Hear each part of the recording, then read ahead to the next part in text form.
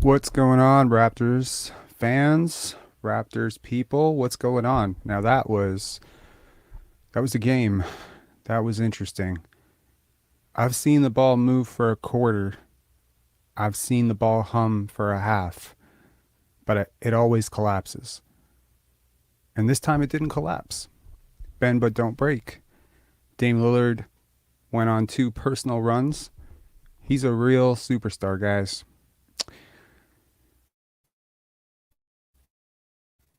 That was an interesting game. If you watched the last live, we were done with this season. We thought it was over, and suddenly the Raptors come back.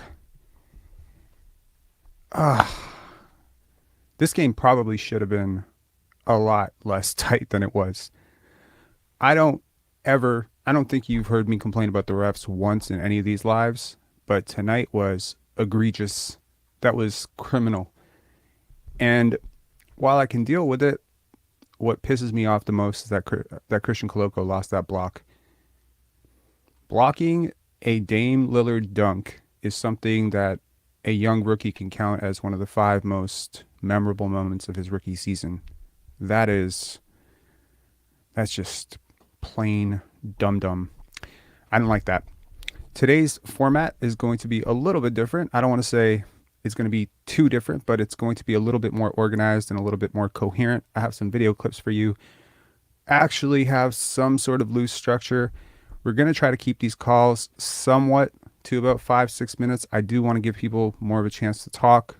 Me talk a little bit less. You talk a little bit more. Less rambly, right? Um, so let's talk about the first point. And excuse me, but what is the first point? The first point I want to get to is Christian Koloko. I've been talking for a really long time about this guy's short roll potential, and there was that zip pass to Pascal. I just like his decision making. I like how he sees at least one play ahead. I really like that. It's an impressive. It's a really impressive trait for him as a young kid who picked up the game kind of late. For him to have that kind of vision, I could probably argue that that type of vision and floor awareness comes from other sports. You could play football, you could play soccer, and you start to realize that that vision transfers across sports. That ability to read things and to be able to understand where people are moving and where they might be 2 seconds from now. It's very impressive, especially for a player that bouncy. I can't wait for him to put on like 5 to 10 pounds of muscle. This is going somewhere very good. That was incredible. I really like that performance from him. It's not crazy on the box score. Let's look at the box score for a second. I mean, that's the team stats. First, let's look at the team stats. The Raptors, of course, as per usual, right?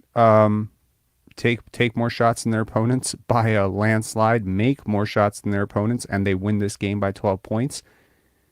When's the last time you saw the Raptors outscore a team from three? They didn't outscore them on volume, but for once, they outshot them from three. Nearly 39% from three for the Raptors. That hasn't happened in a while. Was very impressive. Shoot better from the line. They control the glass. Just losing that by one rebound, I think, is okay. They were just a bigger team, right? Yusuf Nurkic, just a big dude. 26 assists. Again, when is the last time you have seen a more complete performance from the Raptors? I really liked what I saw from them tonight.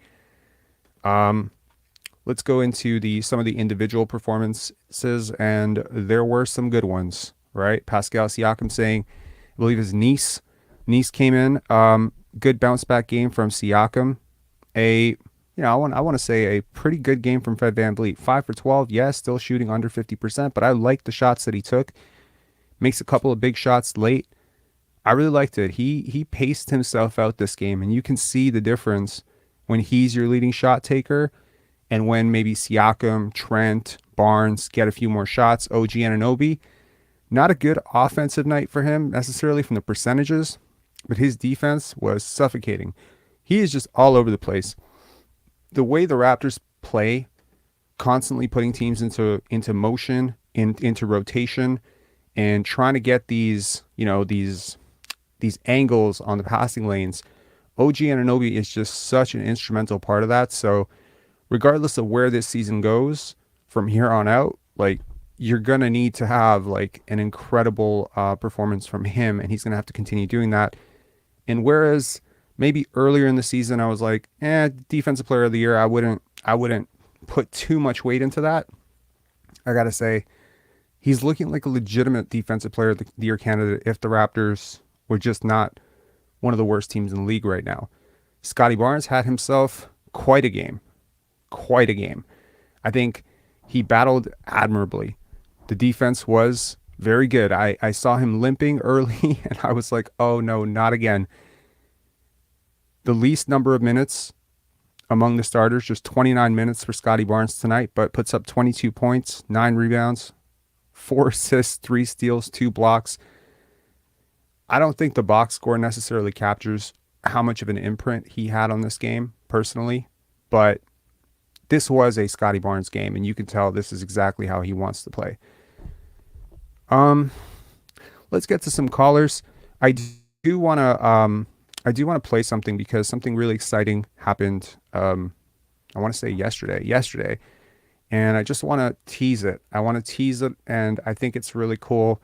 I had a chance to interview Scottie Barnes' trainer, and we had an awesome conversation. I learned a lot of stuff that I didn't know, and I think that you guys are going to have a lot of fun with this. So here's just a little preview of that, and that's coming out this week, guys. He started out the season shooting 52% from 3, I think through 6-7 games, and then I made that reel, and I jinxed him. I jinxed him so hard, I apologize. We're going to play a game. It's a fun game. I just invented it while you were talking. I was just thinking about it. We're going to call it cap or no cap, okay? Yeah. Okay. So basically, the game goes as follows. We're going to flash forward 20 years, and I'm going to tell you something about Scottie's career, and you tell me cap or no cap, all right? Yeah. All right. Scottie Barnes is one of the top 25 players of all time.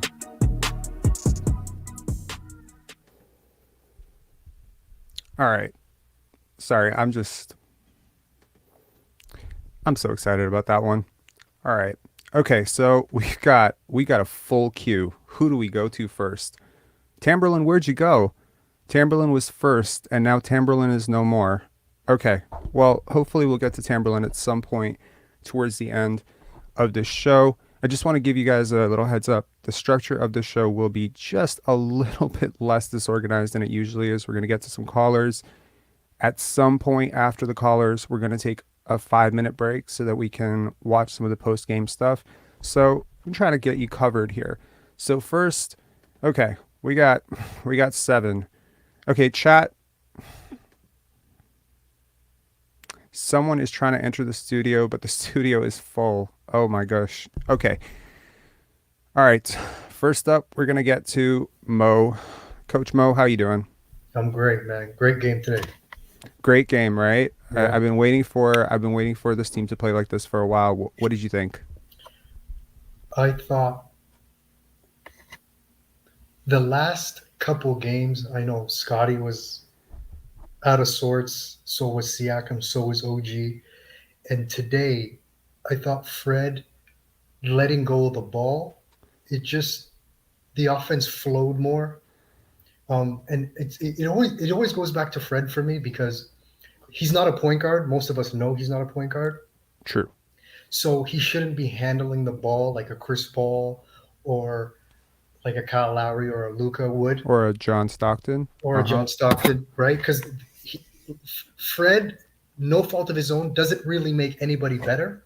Yep. So, and he can't really score one-on-one. He's not an efficient scorer. So him holding the ball or having a lot of time on possession doesn't help anybody. And I don't think it's a coincidence that today Barnes had a better game, Pascal had a better game. I thought the shot distribution was amazing. Siakam took 19, Gary took 16, Fred took 12, Scottie took 12, and OG took 11. Absolutely. Right? I thought that was a great shot distribution. And Fred at his best was illustrated in the fourth quarter when Barnes kicked it out to him and he hit a 3, and then Siakam pushed it in transition and kicked it out to him, and he hit back-to-back threes. That's when Fred was yelling and screaming. That's Yep, him at his best right there.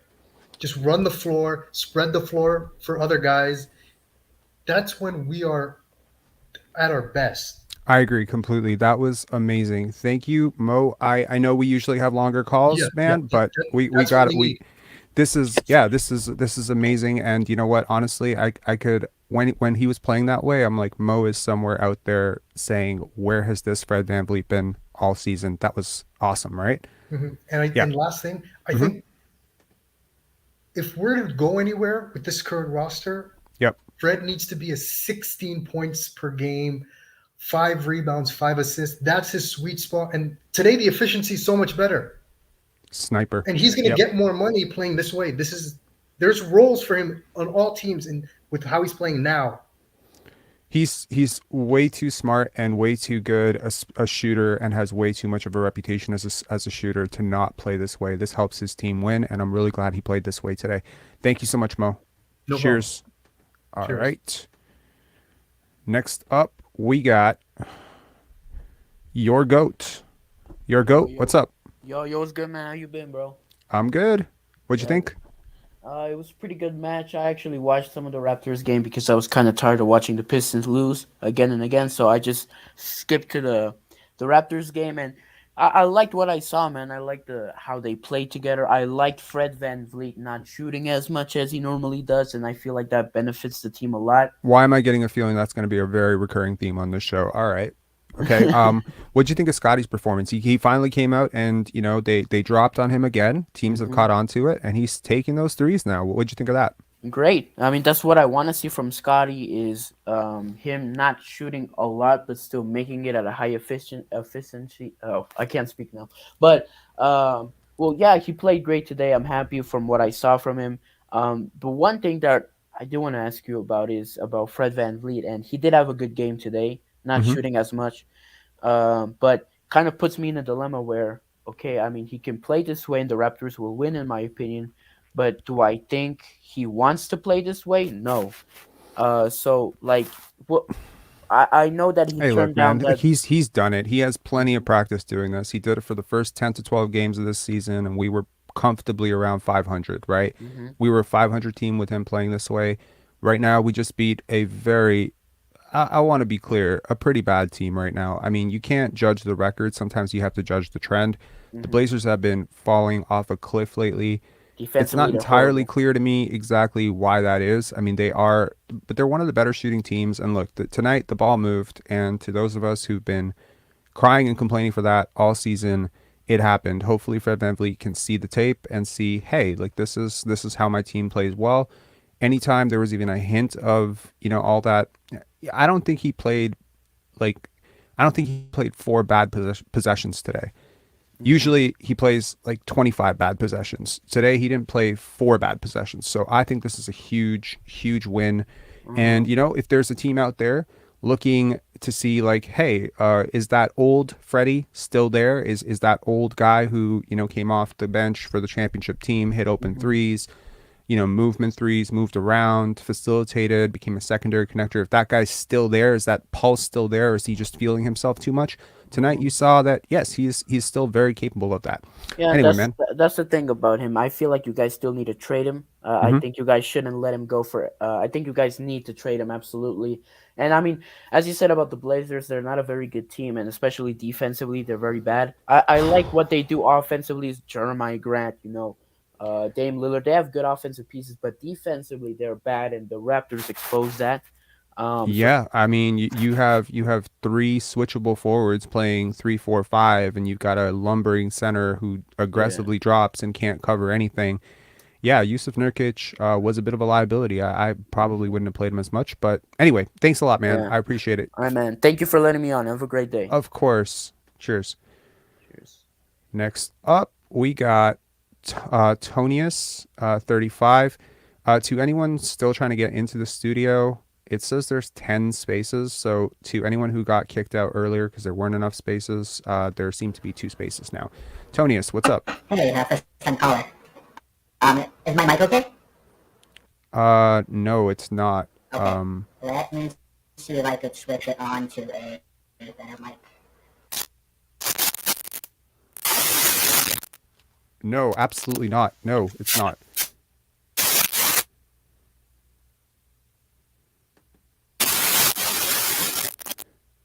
Sorry, Tonius, this is very, very bad. Okay, no problem, man. Cheers. Sorry about that, Tonius. Yikes. Okay. We got, next up, we got Larry. Larry, what's up? Rob, how's it going? It's going well. How are you, sir? Pretty good, thank you. Great game. I'm torn, like I just got the mindset where I wanted to see them tank, and I was ready for that. And then they come out and play like that, and it makes me think there's a lot of hope for this team. But I'm not too quick to jump on, let's go for a push and try to get the 6th seed or something like that.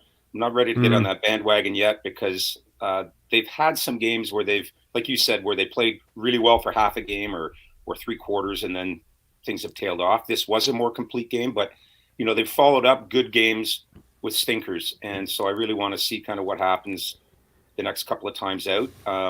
Having said that, super happy with performances from pretty much up and down the roster. I think Fred was great. I hope he realizes that, in my opinion, that can get him paid more than playing the way he has been playing.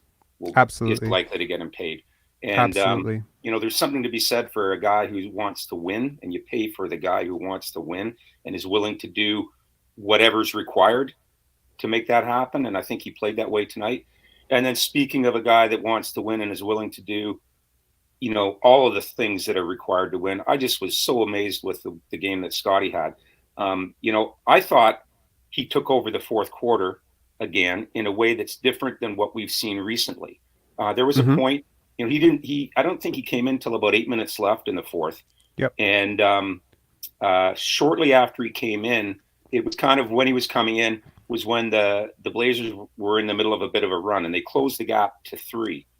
And it looked like the Raptors were fragile at that point.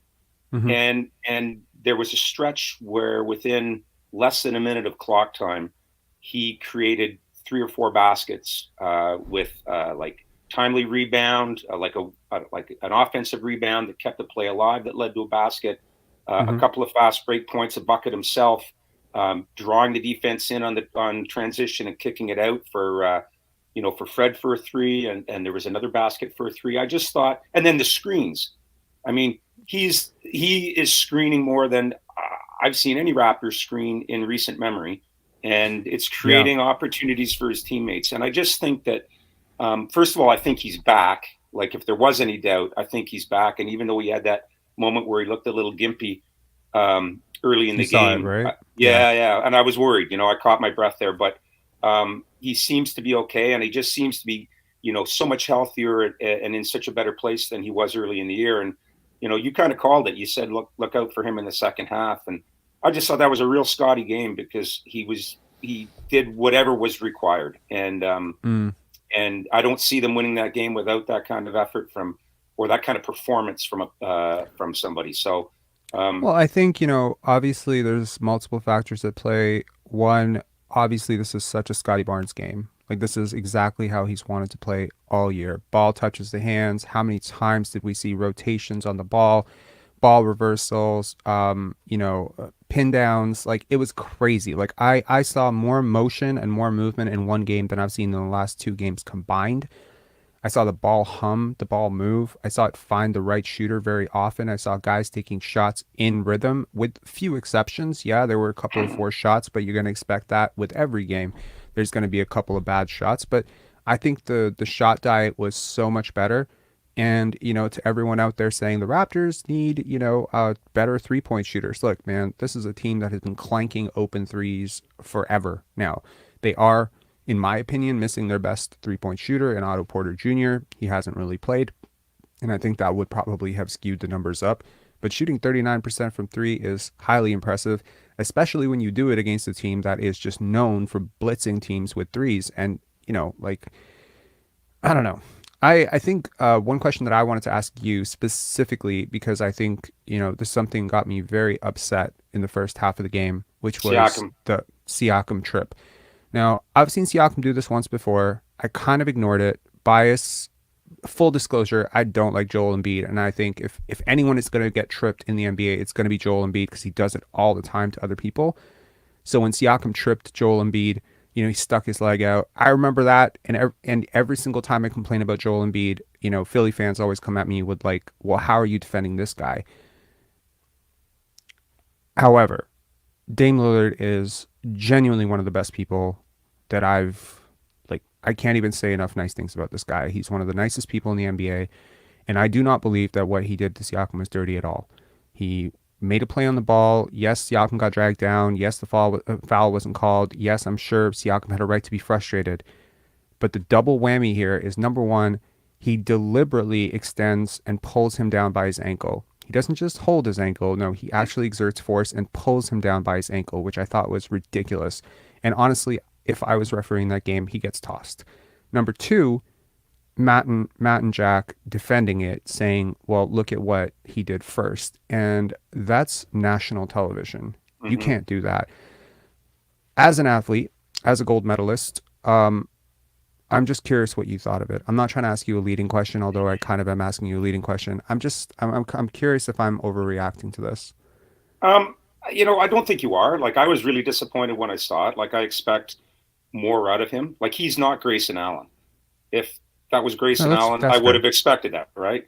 And I do think that, I think we had this discussion, in a chat this morning, is you can't, you got, everyone has bad moments, and that certainly wasn't one of Siakam's better moments. So I'm not ready to go down the path of calling Pascal a dirty player, but it was not good. And it was very reactive. It was like very emotionally reactive. It was a very, and this is coming from a guy that was a hockey fan before he was ever a basketball fan.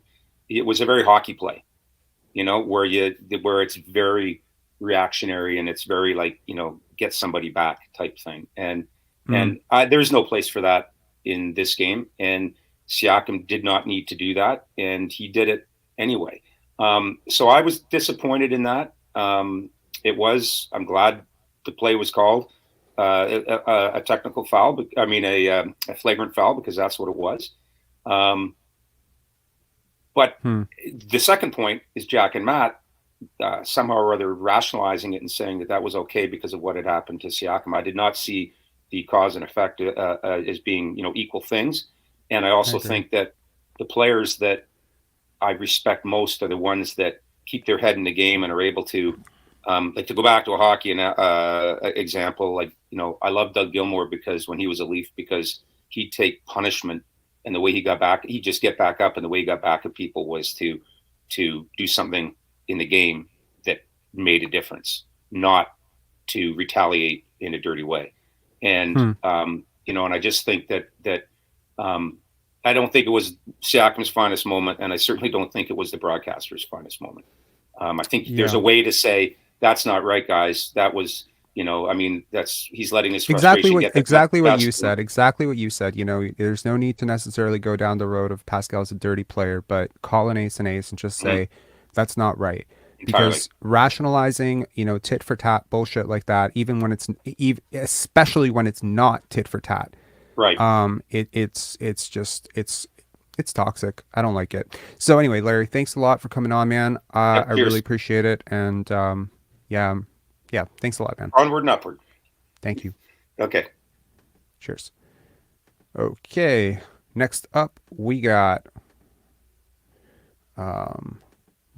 Chad, and then we're gonna have Wake Forest and New York on together. So Chad, what is going on, sir? How you doing? I've been good. How are you? Yeah, I've been good. Wanted to ask one question. I've been trying to find it in your last few streams. You've been talking about a turning point in the season where mathematically a tank may be worth it. Yeah, we passed that moment. Yeah? Yeah. At this point, you're thinking it should go tank? 100%, yes, I do. Okay. But I realize that there are other forces at play, right? So, for instance, you have players like, look, you should not. Let's put it this way: you don't want to negotiate from a position of weakness, right? Yes.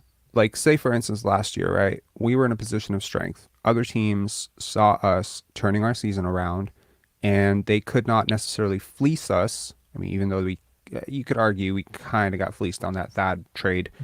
But if your season is going down the drain and you're a bottom 5 team, then every single rival GM knows that you have to get rid of Gary, Fred, potentially Pascal, potentially OG, although I don't agree with that.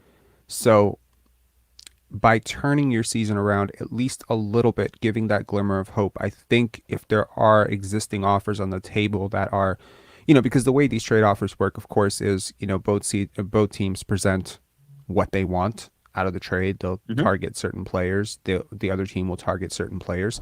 Let's say a team calls about Fred or Pascal or OG, and they'll say, okay, well, this is what we're looking for as compensation. And then, of course, concessions must be made, and unless the team is, desperate as hell, like probably the Sacramento Kings right now, or some other team, that's just in a or the Trailblazers, potentially in a very desperate situation where they have an aging star that they need to build around, the Lakers, etc. These teams are, truly in desperation mode. So you just have to wait it out. You have to wait out their desperation. You have to look at the other offers. There's never just one offer. I don't think I've ever heard of a trade where there was just one option. So there needs to be some sort of leverage. Fred VanVleet playing well, I think that helps the Raptors leverage if they're looking to move him. We can play this little clip, which is very infuriating, to be honest, but we can play it nevertheless. Here, hold on, I'll pull it up for you. Get your live reaction to it. Where Toronto goes first. Hold on, you said VanVleet's on that list? Oh, I think so. He's going into perhaps a contract year. He's got an opt out in the summer. I think if this thing keeps going south, everybody's in play because it's obviously not working. And Barnes and Siakam too. I don't know about Barnes, although I would put him out there. Siakam is another guy you're going to have to pay a lot of money to. I would. All right. Well. We have the beat grunt himself, Doug Smith, reporting to us, of course, without a single source to fall back on, that, everyone's in play. And although he should know better that Scottie is not in play and he shouldn't even put that into ether, obviously he couldn't let a moment to, say, aha, but I would. I think the writing's on the wall. You talk about the mathematical, magic number, if you will. I think it was 2 games ago. I think the odds of potentially being a top 4 seed, which is really what you need to do, because if you look at the top of the East, it is downright scary, right? There are at least 4 scary teams in the East that I don't think you really have much of a chance against. And if the goal stated at the beginning of the season, which is Brooklyn. Okay, I had them as my third. Milwaukee, Celtics, and who? Cavs. Okay? I think we can give them a run, but I do think they're scary. But I think we can give them a run. I don't think you have a shot. Okay, fair enough. I mean, in all honesty, if you were to pick one team that truly could match up with what you have, it's them. Their help defense, Jared Allen, Evan Mobley, their dynamic guards. Like, guard play is, to me, everything in half-court offense. Their half-court offense can be downright unguardable at times. They just have so many pieces that fit well together. I didn't know how the Garland and Mitchell backcourt was going to fit. And to be honest, they are a top 3 seed while those two are still figuring it out.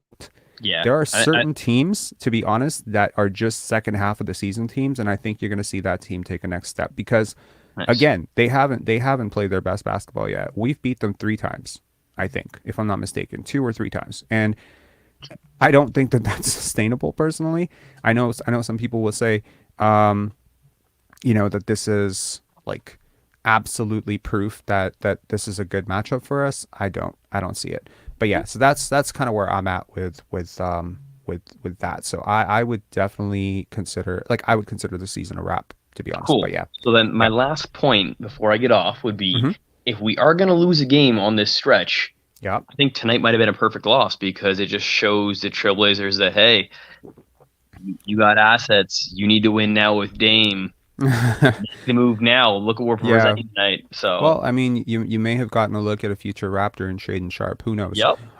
But I will say that also the double-edged sword here is because of how bunched up the East. Well, it's not a double-edged sword. It's kind of like a perk of beating the Blazers and not the Hornets to get this win, because wins count the same. Yep. But losses don't count the same. Exactly. Because you did not deliver a loss to an Eastern Conference rival that you're chasing here, right? So the wins that really matter are against teams that are better than you or ahead of you that you have to leapfrog. Those teams include the four aforementioned teams, but they also include teams that you're sort of chasing, like Indiana, whom you lost to, like Atlanta, who might turn it around with a trade. Who knows? They have all the talent in the world. Who knows what Trae Young might fetch if they decide to move off from him? It includes New York, whom you just lost to. So there are teams ahead of you where surrendering a loss to them, it actually hurts you twice. Yes. It's just simple math. Yep, I definitely thought that. Yeah. So I think this was the perfect win. Yes, exactly. We like after the last 4 days, which have been 2 days or 2 games ago, as you said, was the turning point. Mm-hmm. If you look at who's won and our losses, we've lost on days that Magic and other teams that are in the bottom have won. So I'll take the win there. And if we're going to lose a game, lose it against a trade option, which would be Trailblazers. So yeah, no, I agree. Western all right, man. So, thanks a lot, Chad. Take care, buddy. Cheers. Bye. Bye. Okay. So there's a question on the screen, and we're not going to duck it. We have the video. We will react to it, and we're going to react to it with Tamberlin when she comes on right after this. Tam, hold. We got the brothers from America. How are you guys doing? Good. How you doing? Good. How you doing? I'm good. Is it weird that like talking to you guys is like one of my favorite parts of every single show? I don't know why that is, but it always is. What'd you think of the game tonight? Oh, great game. Great game. But we still Fred VanVleet, excellent game from him. But again, he's playing against a team that does not have defense.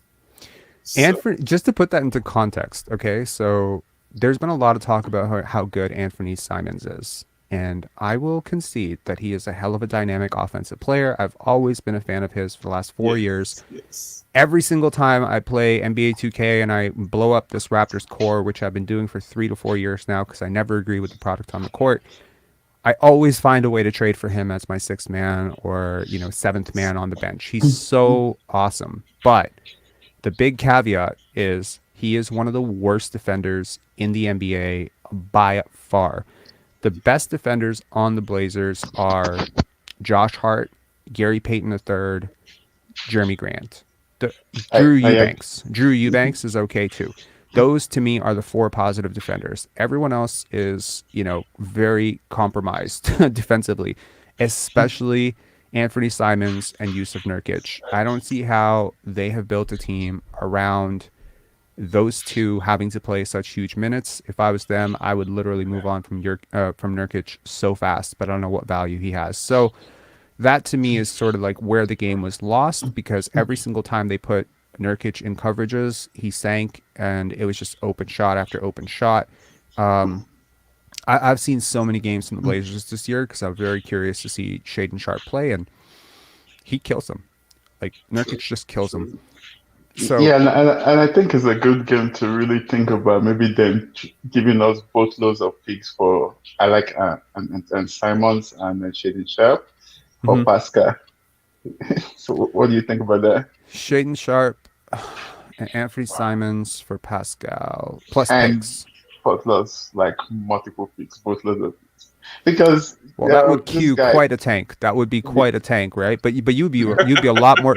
I mean, you would lose a lot of games because neither one of those guys but that's contribute the point, to. Right? It is the point, and you would have a lot of fun.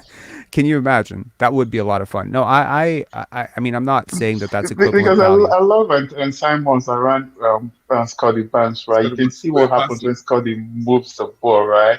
Like with VanVleet making those 2 shots back and back. Imagine if you have a lot of shooters around this kid. You're gonna have fun. Then obviously I want to keep OG for defense and all that. Yeah.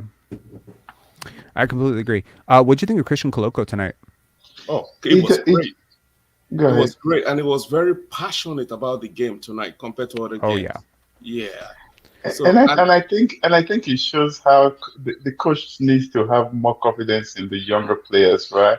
Like when he allowed the young players on the bench to play together.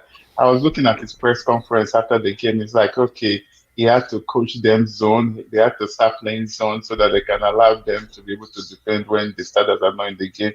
So how can it take you like 40 games into the season before even thinking about something like that? I Yeah, I think. mean, it's funny because the bench actually didn't play that well. It's funny to say that, but it's true. You can see the performances. The guys who came off the bench didn't play overly well. What happened was the lineup that they played in played especially well.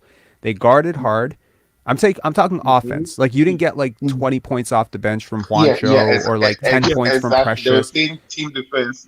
But the defense. important part of that bench unit was the rotation to keep Gary Trent Jr. in that lineup to Yeah. get him and to feature him. That I think was very important too. The game plan clearly was this is where Gary's going to get the majority of his shots. I think this was about as clear and as coherent a game plan from the coaching staff as I've seen in a very long time. I don't disagree with anything they And did in the tonight. second half, the same lineup did not work, right? Because they used Thaddeus Young instead of Instead of Koloko. Koloko, because he had so many fouls. Yeah. Yeah.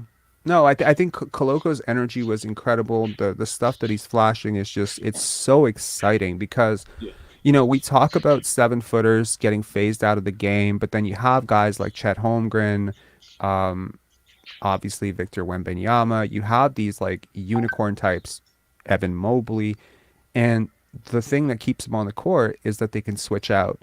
And there's so many times this year where Christian Koloko has flashed that type of switchable foot speed, but also he seems to have a really keen awareness of how to give a very quick guard some space. So he'll back off like 2 feet, but because he's like got 7'5", 7'6" wingspan, he just backs off. Like I've seen this guy force James Harden and Chris Paul. Like I'm watching Christian Koloko every possession, every game. Trust me, I slow it down. He's one of the most interesting parts of the Raptors season for me. And to see how he guards on those switches, this is one of those bigs where it's like the anti-Yusuf Nurkic. He's like the exact opposite. And I was just, watching I was watching some stuff on him earlier, and Raptors Republic just did an incredible thing on him in December that you can definitely go and check out. I've More seen the I've merrier. seen it. You've seen it, right? And it's just like, man, if we can just get that jumper going from the foul line extended, right? If we can, We're gonna get the jumper because it has a rotation, it has a touch and everything, just he repetition and definitely, But repetition. he needs a better point guard to help him with. If he Pascal looked for him a lot today. I really liked it. I like that, Scottie, Fred, everyone's looking for this guy. He's diving hard to the basket, and clearly, like it's gonna help with Yusuf Nurkic there because he's not. But I mean, the bigger question today is where do we go from here? Because they played well today, right? They can naturally play. They have the talent. You can tell that a lot of the players will be playing for each I think other. Larry brought it up as well, right? Like Larry's like, Yeah. okay, well, like I was ready to give up on this season, but look, the truth is that you can't judge anything against bad teams. Unfortunately, That is true. The Raptors were favored to win this game, But and the they won problem is this that the game. next 2 games we're playing is against Charlotte. So Yeah, and I mean, you could reel off 3 straight, and now you're not bottom 6 in the league, and to those of us who the management will not have a difficult decision to make. I don't think so. I really do believe. Look, I could be wrong. I'm gonna be humble enough to say there's a chance I'm wrong, and I'll accept it if I'm wrong. I hope you're not wrong, though. Serious, because I really want us to tank. There's no way we can contend. Like you said with the last caller, the first 4 teams in the East, we can't beat any of them. Even though we beat Cleveland 3 times. they're gonna beat us in the playoff definitely. I think so too. And look, at the end of the day, like you're gonna have some difficult decisions in the next coming weeks, right? February 19th trade deadline. Even if you reel off 3 wins here, management is not stupid. You have so many hard games left. You just do the math. Yeah. If you win every single game you're supposed to win from here on out, you still finish in the play-in. You now have to start winning. Like, there's like, okay, the Raptors have dug themselves in such a hole. I looked at the whole schedule. I would argue that they will have to win at least 9 to 10 games that they're not favored to win right now, plus 90% of the games they are favored to win right now in order to be like 6th seed. That is quite an That's uphill not battle. happening. Like I know that people look at numbers a little bit differently, and I mean I think I've mentioned before I come from a math and stats background, so I look at numbers a little bit differently than most people. Some people might look at it and say, well, look, like it's just 6 games, it's just 7 games. It's not just 7 games. It's the number of games remaining. Holistic view. The strength of those games. It's the strength of schedule. It's the number of games remaining. It's not about, oh my God, we win 3 games. Oh God, this is going to go to championship. That's how lunatics react. I think this community is a little bit better than that. So let's not be crazy. However, credit where credit is due. I loved how they played tonight. This team has a tendency in the past to play down to their opponent. They didn't tonight. I loved it. Yeah. Finally, your letter that callers coming. What are your thoughts about the whole Fred VanVleet contract situation? He addressed it at the press conference today after the game, saying that the former offer was not offered to him, so to speak, but they had a conversation to revisit this after the season. You know what? I'm gonna get into that question when we look at VanVleet's post game after we're done with the callers. We'll take a halftime break, probably around the 1.5 hour mark, and then we'll pause for 5 minutes and we'll look at that. My initial reaction, honestly, is this all political. Okay, like you have to do it from that perspective of you have to look like you rejected it, right? Dennis Schroeder did the same thing. You have to look like you are in a position of negotiation because, look, the Raptors are going to help him out. Even though he's done what he's done over the last week, and I'm sure that'll come out in a year, what he's done this past week, and we can talk about it fairly in a year when this is over. But the truth is that this is a bridge burned for me. I don't know how you go back from this. I really don't. Because he leaked it out to the press, right? Because this wouldn't have come out in the first place. I mean, look, we'll get into this. I made a community post about it today. I can't wait to see the post. No, I made a community post about it earlier. About Masai and Bobby and what role they have with the media and how disconnected they are from what Michael Grange and Doug Smith are saying. I mean, people have this illusion that, okay, and we're going to get Tamberlin on next, and I'm sure she can add so much context and layers to this because she's actually worked with a lot of these people. But I'm going to answer your question, but not to you. I'm going to answer it at some point during this. Okay, I'll sit back. Let's get her in. Okay. Cheers. All right. Thanks, man. Cheers, F. Good game. All right. Cue her music. How you doing, Tamberlin? How are you? I'm good. That was fun today. That was fun. How did you enjoy watching basketball? It didn't make your eyes bleed. Fun?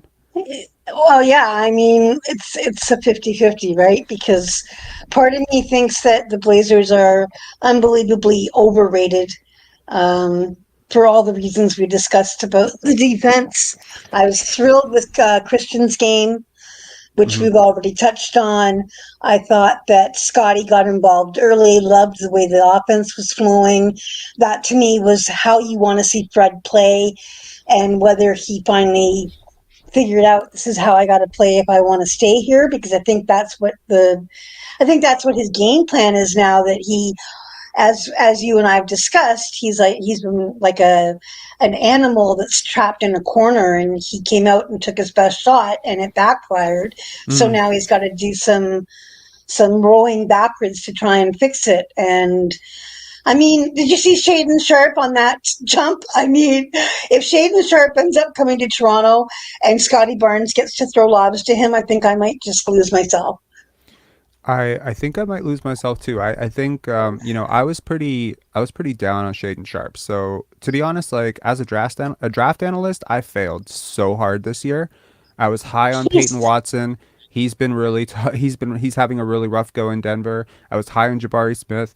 He's had a really rough go in Houston. I was Well, I like low. Smith. He'll come I was around. low on Paolo. I was really high on Dyson Daniels. That's the one guy I got really right. But like, to be wrong about so much in the draft, I need to up my game up so hard. Like, I was low on Paulo too. I was low on Benedict Mathurin as well. Like, I was really high on Christian Koloko. not But me. yeah. So Not me. you liked Benedict Mathurin. I thought he was just so Loved him. selfish. I thought he was really selfish and to make his team play better. But you know what? So much of how a player plays is how they're used, and I think that's important. Now I'm gonna play. Exactly. I'm And gonna the play. system. I'm gonna play a clip for you, and I guess you and I are gonna react to it, and we're gonna tackle the last caller's question about Fred VanVleet and the contract situation as well. So I'm gonna play this clip for you, and this was very weird. Okay, for me, I'm not gonna dodge it. And look, context B, when Thaddeus Young came to Toronto, it was largely because he was supposed to provide some sort of leadership for the locker room, a veteran presence. And I have always said that Thad was just so good for Scottie and OG. And when he first came here, he was a really loud advocate for those guys. I've heard about it. And, you could see Precious, OG, Scottie really rallied around his support. I think he played a peacemaker a couple of times last year. The last few games, I've been seeing him very chummy with Fred. I've been noticing it, and I'm just like, is he diffusing a situation? What's going on? And then today at halftime, this happened. Yeah, I saw that. Oh boy. Okay. So we're going to show it, and I guess we're going to react to it.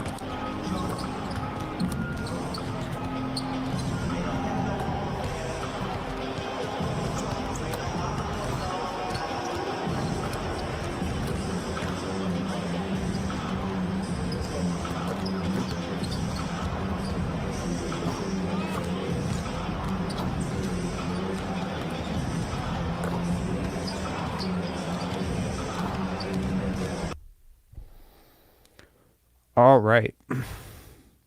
That was. Is he delivering a message though? Because you see how he puts his hand down to whoever tried to stop him initially from going over. That was Siakam. Yeah. And I mean, later on, I'm obviously going to slow it down and lip read the whole thing, but that's what I wish I was going to ask. I almost tweeted you DM during it to say, do we know anybody that can read lips? I can. Yeah. So I mean, I have some idea of what it was about, but I don't want to say something that's not entirely true. But it's a little bit strange. But you know what? By the same token, Scottie was the first one up when Thad drew the charges and cheering him on when he scored. So that's whatever true. It is something totally different from an issue between the two of them, I would say. That felt to me like, don't shoot the messenger. Yeah. Nathaniel Toes is asking, how do I call in? Buddy, the link is in the description. You just go to the description, click on the StreamYard link, and you just call in, and you'll get on after MSJ and Jeff or Hefe. I'm not sure. You know what? I'm also trying to figure out what they could be fighting about when they're up. They're leading a game. They're playing great. They're playing with the most chemistry they have in forever. Yeah. Like, what could they possibly have? It had to be something that was mentioned at halftime. No, I mean, look, someone mentioned in the comments, Tonius here, who was trying to get in earlier, unfortunately couldn't get on with the mic. Don't expect chemistry to develop without conflicts. I completely agree with that. Look, I mean, these are competitive people. Thad and Scottie, neither of them are having the season that they envisioned, and frustrations are going to boil. It's unfortunate that it got to anyone who's been inside an NBA practice, this kind of thing happens once every 3 practices. Okay, like shit like this happens all the time. It's not punches thrown. It's Scottie just being Scottie, honestly. And you know what? This game was so Scottie.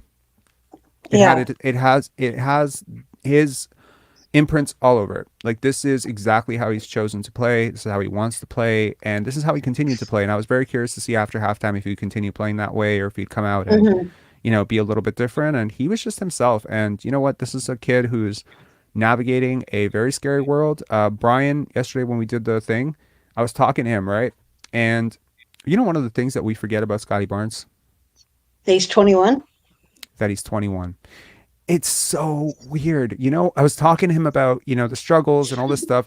And it's okay. So here's the part. I I don't know how to say this without sounding like weird, but I look up to this guy in so many ways. I deeply admire his humility, who he is as a teammate, his hard work, his just general vibe. Like I don't have the unselfishness and comfortable he's so comfortable with himself. Like I don't have the courage or conviction or even the desire to walk up to people and give them a hug. I wish I was the type of person who could do that, but I can't. I don't. That's not me. That's not who I am. So I admire anyone who can do that. It's very difficult for me to reconcile in my mind that, in fact, yes, he is 21. He is just he's months removed from being able to legally drink, and we are, sometimes, unfortunately, he's so developed. Like he's so huge as a human being.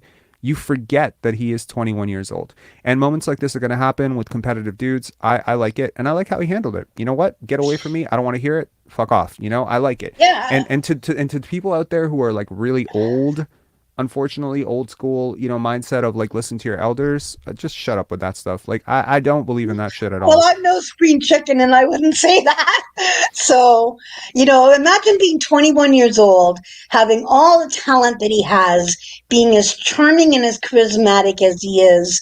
And he's just gone through, however, 40 games, whatever it is at this point, where if they were playing the style that they played today, which is Scottie based, they could probably be fourth in the East, but they're playing to someone else's style and preference because he wants to collect a bag and because of his ego, and he's had to listen and see his name trashed by a bunch of thirsty media people that, I don't know. I mean, you kind of nailed it out of the park today when you asked whether someone was on someone's payroll, because I was seriously starting to ask that question myself. Like, why would these guys, what do these guys stand to gain by putting out this nonsense about Fred when we have two eyes and we can see these games ourselves and know it's bullshit?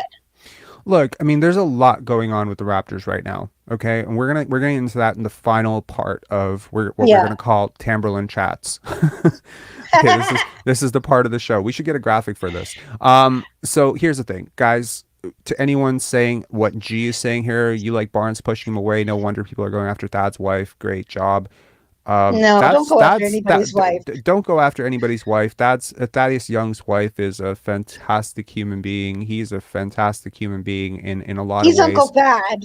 He's Uncle Thad for Tam. And, look, at the end of the day, I don't get what's going on with this locker room entirely, but I can tell you from body language and everything that just because Scottie Barnes pats Fred VanVleet on the butt for hitting a three, and just because Scottie Barnes gets, it doesn't mean that the issues that are resolved are long-lastingly resolved. It may mean that a conclusion has been drawn in terms of how this is going to progress, and now everyone feels better because there was an airing of grievances or there was a giant elephant in the room and someone finally addressed it.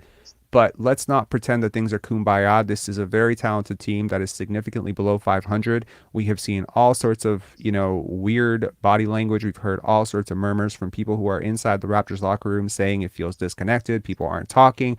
There's all sorts of stuff, guys. If you watch a team that's actually vibing, trust me, they act different. They play different. They communicate different. This is not a team that's vibing.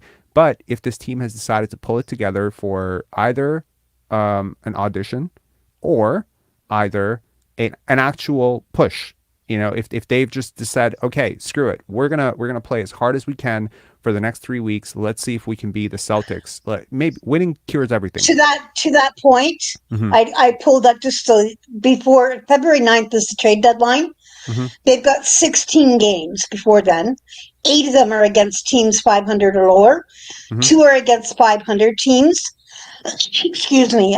Bless you. Which is was it Golden State and I think I forget the second team that's 500, and 6 are over 500. When they come back, 7 of their next 9 are against sub 500 teams.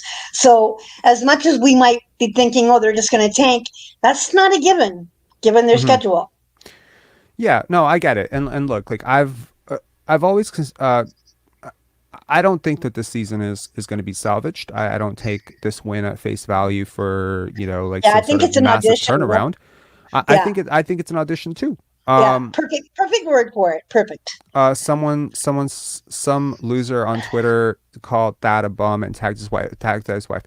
Look, guys, I just want to throw this out there because Don't condone that. I please do not go after players' families. Okay, I don't care how involved or uninvolved they are.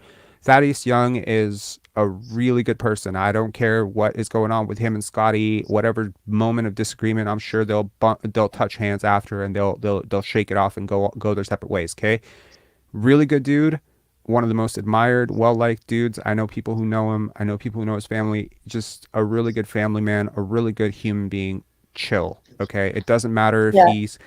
I don't care if him and Scottie gotten to put up hands. I don't care. Just don't do it. And if you're just stop. Okay.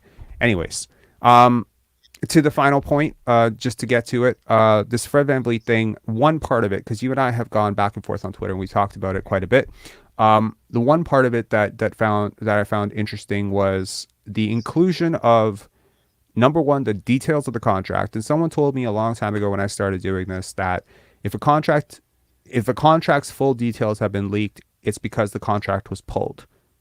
Now, I don't know if you agree with that assessment, but you do. Okay. The second part is the mutual agreement to revisit it when it was declined does not add up to me. What's your sense on this? Because it is Lewinberg. It's Lewinberg, Grange, the mouthpieces, right? And we're not calling anybody out right now because I'm choosing to not wake up and choose. I've chosen to not wake up and choose violence today. But okay. Here's how I see it. Is it feels very disingenuous that this is coming out at this very specific time. Mm-hmm. After the three men and the old man and the three pod came out, after the comments that Fred made to Will about bailing out the team, there's been a series of things that have gone on where all these little comments are coming out with passive-aggressive shots at his younger teammates, at how he's had to adapt his game so much when the reality is the eye test and stats prove that's not the case. And in games like today where he plays in the style that the team should be playing, the team wins easily. I think what it was is, you look at the Raptors, when have we ever heard something of this nature? When has there ever been something leaked about the Raptors offered a deal to so-and-so? And if the deal was offered, then how could they mutually be agreeing to not do the deal? It feels like we're getting gaslit. Basically, it's Fred. I believe it's Fred backtracking because he's realized he lost the race, and he is putting out a new set of circumstances to hope that he still has leeway to come back to the Raptors. Excuse me, or to be traded. Thank you, or to be traded to another team. And then the follow-up today of him denying that ever happened, of course he's going to say that because he was the one that planted the story, in my humble opinion. I agree. And no one stands to benefit more from that offer getting leaked than him. Or did you sneeze again? No, I'm coughing. I'm sorry. Oh my gosh. Bless you. I've got a frog in my throat. Okay. Must be all the Fred talk. Okay, so just for our listeners, Tam, when were you closest to the media room, to the team, to the reporters? When were you most close to this? Like what time to what time? Well, when I first came on board with Raptors Republic, I was covering, was just around the time that Rudy Gay that trade happened with Sacramento. And I wasn't going like in the media room per se, but I was talking to a lot of them, interacting with them online and having conversations. So right, that's how far back I go. Okay, so here's okay. So I go further back, and then I clipped. Like I just went off into another world, and I have never, I've never really been in this as Masai took over. The last regime that I ever had anything to do with was the Colangelo years, And prior to that, it was, it was the Petty era. It's funny. Like Bob Babcock was in charge, but was he really? Yeah, Jack and I McCloskey went on. I went on to write about other teams because I needed to make money. Yeah. Okay. No, Yeah. that's perfect. So here's my assessment of this, and you can tell me where I'm wrong. Okay. There's we're gonna play the same game with you that we played with Scotty's trainer, which is called Cap or No Cap. Okay. Mm-hmm. Cool. Okay. Yep. Michael Grange and Josh Lewenberg, because of their affiliation to their parent companies, are effectively an extension of the front office. Cap or no cap? Cap. I agree. Yes. Because look, I think one of the biggest myths, and every time, you talk about a Grange quote or a Grange report or something, they're like, this is coming right from the Raptors. Guys, and again, cut me off where I'm wrong, because I'm going to trust you that you know more about this than I do. So, at least per my understanding, I do not believe that Masai Ujiri and Bobby Webster would ever leak anything to Doug Smith, Josh Lewenberg, Michael Grange. Nothing that you are hearing from these guys 100%. is coming from these guys. However, 100%. when you have an organization as huge as Maple Leaf Sports and Entertainment, and please, by all means, to those of you with a Google, with a search bar, Google it after this chat. Just go look at how big Maple Leaf Sports and Entertainment is. It is a multi-billion-dollar business that owns multi-billion-dollar assets. It is insane. It is staggering. And the two parent companies are multi-billion-dollar companies. Rogers. It's insane.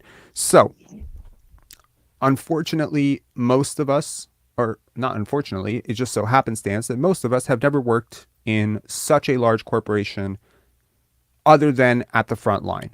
Maybe someone, in our chat here has worked middle management. Maybe someone has done security at the ACC. Maybe someone knows some players. I'm sure that there are. But there is no way that an organization this diverse is this uncomplicated. You cannot just simply compare it to your mom and pop store or, the bagel store down the street. That's not how it works.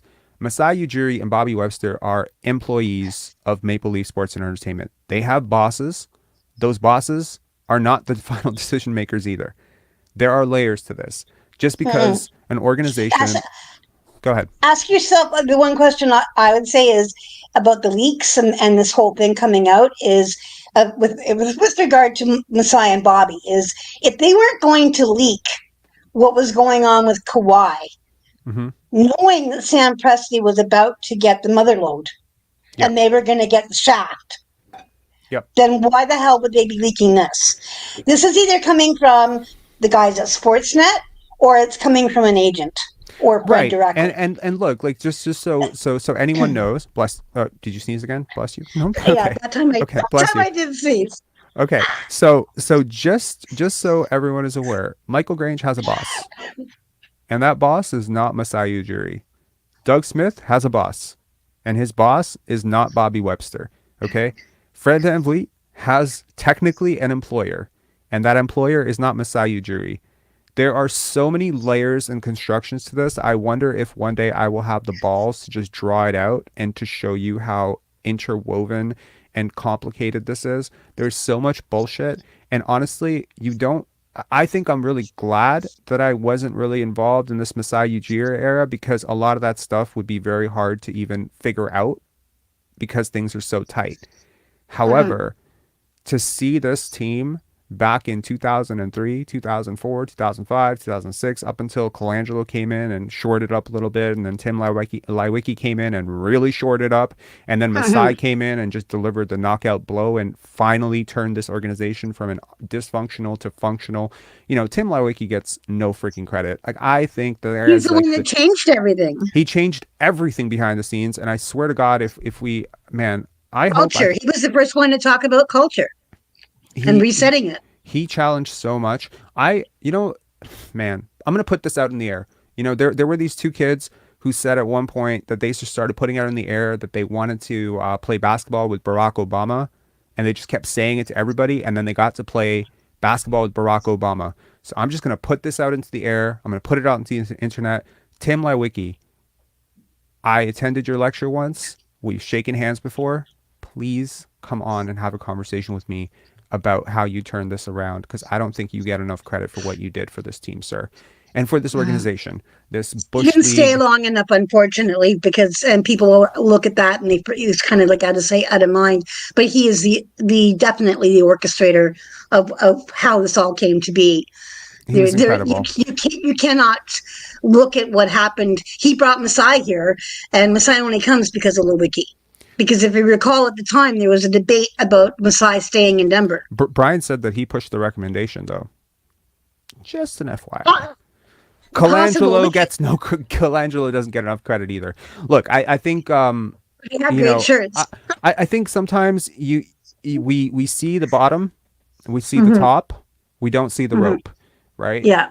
I think the only thing I'm going to say about this whole thing is what's different today that's never been different before. And if there's one thing that stands out repeatedly, it's one person, right? But there's only one difference as to why suddenly there's leaks. Well, suddenly all this conflict. Look, I will tell you how okay, I can't tell you how they weren't playing well in Tampa, but there wasn't this issue in Tampa. There wasn't any leaks there. Because there wasn't like potentially like $80 million difference on the line. That's fair enough. Just to put it out there, guys, $80 million even after taxes is like life-changing money, even if it's split between 5 people. Okay, so if you think that Fred VanVleet is just going to let $80 million go because he wants to protect some secrets, you're insane. A lot of crazy things have happened over contracts in the past. I can't say that I know how. Bobby, Masai, I don't know how and Dan, I don't know how they would handle a situation like this, but I do know how past regimes have handled stuff like this, and it gets ugly. But I will tell you that they're very smart, and regardless of how much brain drain has gone on with the Toronto Raptors, because obviously when you're this good, guys, just to put this out there for people who don't pay attention to the fringes of what effectively makes an organization great, it's not just Bobby and Masai. There's so much to this. There's so many people involved, and if you start winning, if you win a championship, if you consistently are overperforming, if you're so good at scouting, you will realize that having worked for the Toronto Raptors becomes the greatest thing on your resume ever. You do get poached by other teams for more money, for higher positions. You can only have so many head of scoutings, right? You can only have one. So it just I don't know if brain drain has happened necessarily. I haven't followed every single transaction in the Raptors front office, but I will tell you that one thing I can tell you is that Masai and Bobby, there's no part of them that would ever leak something to hurt Fred. And they would, and I don't think they would leak anything to help him. I don't think, regardless of what he does, he can piss on the locker room. He can leave shit on someone's pillow. They're not going to leak that. So at the end of the day, I don't know how this recent article helps him, because even putting out into the ether that he was offered that and turned down, I'll summon a few players for him to contemplate, like Dennis Schroeder and DeMarcus Cousins and Nerlens Noel, guys that did turn down offers that were given and then went on to sign much less, and some guys that are no longer in the league any longer. So I don't know how it behooves him to plant the story, but I for sure, there's no way Masai and Bobby planted the story. It's just not in their DNA. It's not how they function. Yeah. Erica, if you're still listening, you've been blocked. I don't like blocking people in the chat. I understand people have an opinion, but to go personal because people are expressing their views, nothing about this is hateful. We gave Fred his flowers, but there's some legitimate, stuff that's been going on for the last 3 days, and we're not ducking it. Okay, so we're not ducking it to save your feelings. Honestly, if you're in your feelings, go somewhere else. No offense, just stop it, man. All right, thanks, Tamberlin. We're gonna move on. And thank you so much for coming on. Really appreciate your insight. Okay, thanks. Have a good show. Thank you. Okay. Yeah. How's this going so far? I mean, I think we've been a little bit more organized than we usually are. Yeah, look, I think this Fred stuff is, it's not hate, okay? This is business. It's business. It's the business of the NBA. You do have to get this guy to play a little bit better, but you do have to address the elephant in the room. I'll tell you something that was very interesting about yesterday's interview with Scottie's trainer. Just a little tidbit that I wanna honestly express. Scottie's having a tough season. I think we can all accept that. He accepts that. Brian accepts that. I accept that. I think hopefully the fan base knows that. This is not exactly how this was supposed to go for him. That being said, there's a long season ahead. It could still turn around. His numbers aren't that much worse than they were last year. It's pretty much the same. Brian brought up the fact that, hey, like, you know, if you had told fans when he was drafted that these would be his numbers through 120 or so odd games that he's played between first year and second year, I think people would have been like, no way, that's too high. He set the bar a little high for himself last year, right? He played so amazingly, and we're struggling. That's another thing. When you struggle, things get exposed, right? That's just the truth. If you look at most dysfunctional teams in the league, usually they're underperforming. You usually don't hear stuff getting out because these are all competitive athletes. These are all guys who were Mr. Florida basketball, Mr. California basketball. Imagine you out there, me out here. You know, I've never ascended anywhere to being the best in my entire province at anything. I don't think I'm the best in my city at anything. I might not even be the best in my building at anything. So imagine, you know, how much pride and enthusiasm and how much ambition and maybe even ego you would have if you were the best in your state at something. Now imagine you're a top 5 pick. You're one of the best people in the world. You know, these are highly competitive athletes. Even on bad teams, a lot of egos, a lot of guys who want to win, can't win, don't know how to win. And typically on bad teams, especially bad teams that were supposed to be good teams, you do have stuff like this happen, right? Unless you have really solid leadership. I want to get into that later because Samson over at Raptors Republic did an excellent video about the Raptors since the championship, and he broke down all of their transactions. And I encourage you to watch that video after this chat is over. And I want to provide sort of my context on what he said, because I agree with like 99.9% of everything he said. And it was really interesting, but I want to add something to it. I don't want to play Raptors Republic, you know, stuff on here. I want to make sure that they get monetized for what they've created, because you know, it's fascinating and it's awesome, some of the stuff they do over there. But I do also want to be able to provide sort of a context in terms of why I think some of these moves that I think most intelligent people would agree were good moves at the time, haven't really worked out as well as people would like. And I think a lot of it has to do with a shift in leadership, namely who is leading your team and who was leading your team. I think that's really important. Next up, we have MSJ. Then we have either Hefe or Jeff. I'm not sure. And then we have Blackhawk 2K. MSJ, what's going on? Oh, not much. You know, I don't think it's Fred VanVleet hate. I just think it's he just needs to take less shots. I've been calling for 12 shots a game for him for a while online and stuff like that. And he took 12 tonight. The last time we won with him on the court, he took 12 shots. And I'd like to see him up his assist to maybe 8. So kind of a 12-8 kind of player. I disagree. I disagree. Oh, really? But yeah. I mean, to get 8 assists, you do have to dominate the ball a little bit. Usually, that to me is like 8 assists, 12 points. Is that what you're asking? No, 12 shot attempts. Okay, Yeah, well, 12 I mean, shot given how many points he usually scores per shot attempt, 12 shot attempts is usually going to equal about 12 to 13, maximum 14 points for him anyway. Yeah. I just think, look, I would rather Fred VanVleet 25 points, 2 assists, personally. Really? Yes, absolutely. Oh, geez. Well, I kind of think of it opposite. I think that he's the 4th option on the team in my mind, and that means about 12 shots a game. I mean, look, at the end of the day, like we can go back and forth about what is really the issue with Fred being up or down in the pecking order. I just think that like there was a very controversial, somewhat heated call on the last live with Ruckus, if I remember his name Yeah. correctly, and that was about how much Fred VanVleet's presence on the court seems, at least in the analytics, to help Scottie play basketball, and I think that it also potentially can help players like Scottie, which is quite a few players on this team, especially players who aren't great shooters. Can't really shoot from distance, need driving lanes to attack. That's Precious Achiuwa. That's Chris Boucher. That's Pascal Siakam. That's OG Anunoby on some nights. It's definitely Scottie Barnes.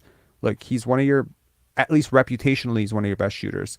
So him taking corner threes open, I don't care if he takes 6, 7, 8, 9, 10. I don't care if he takes 11 threes.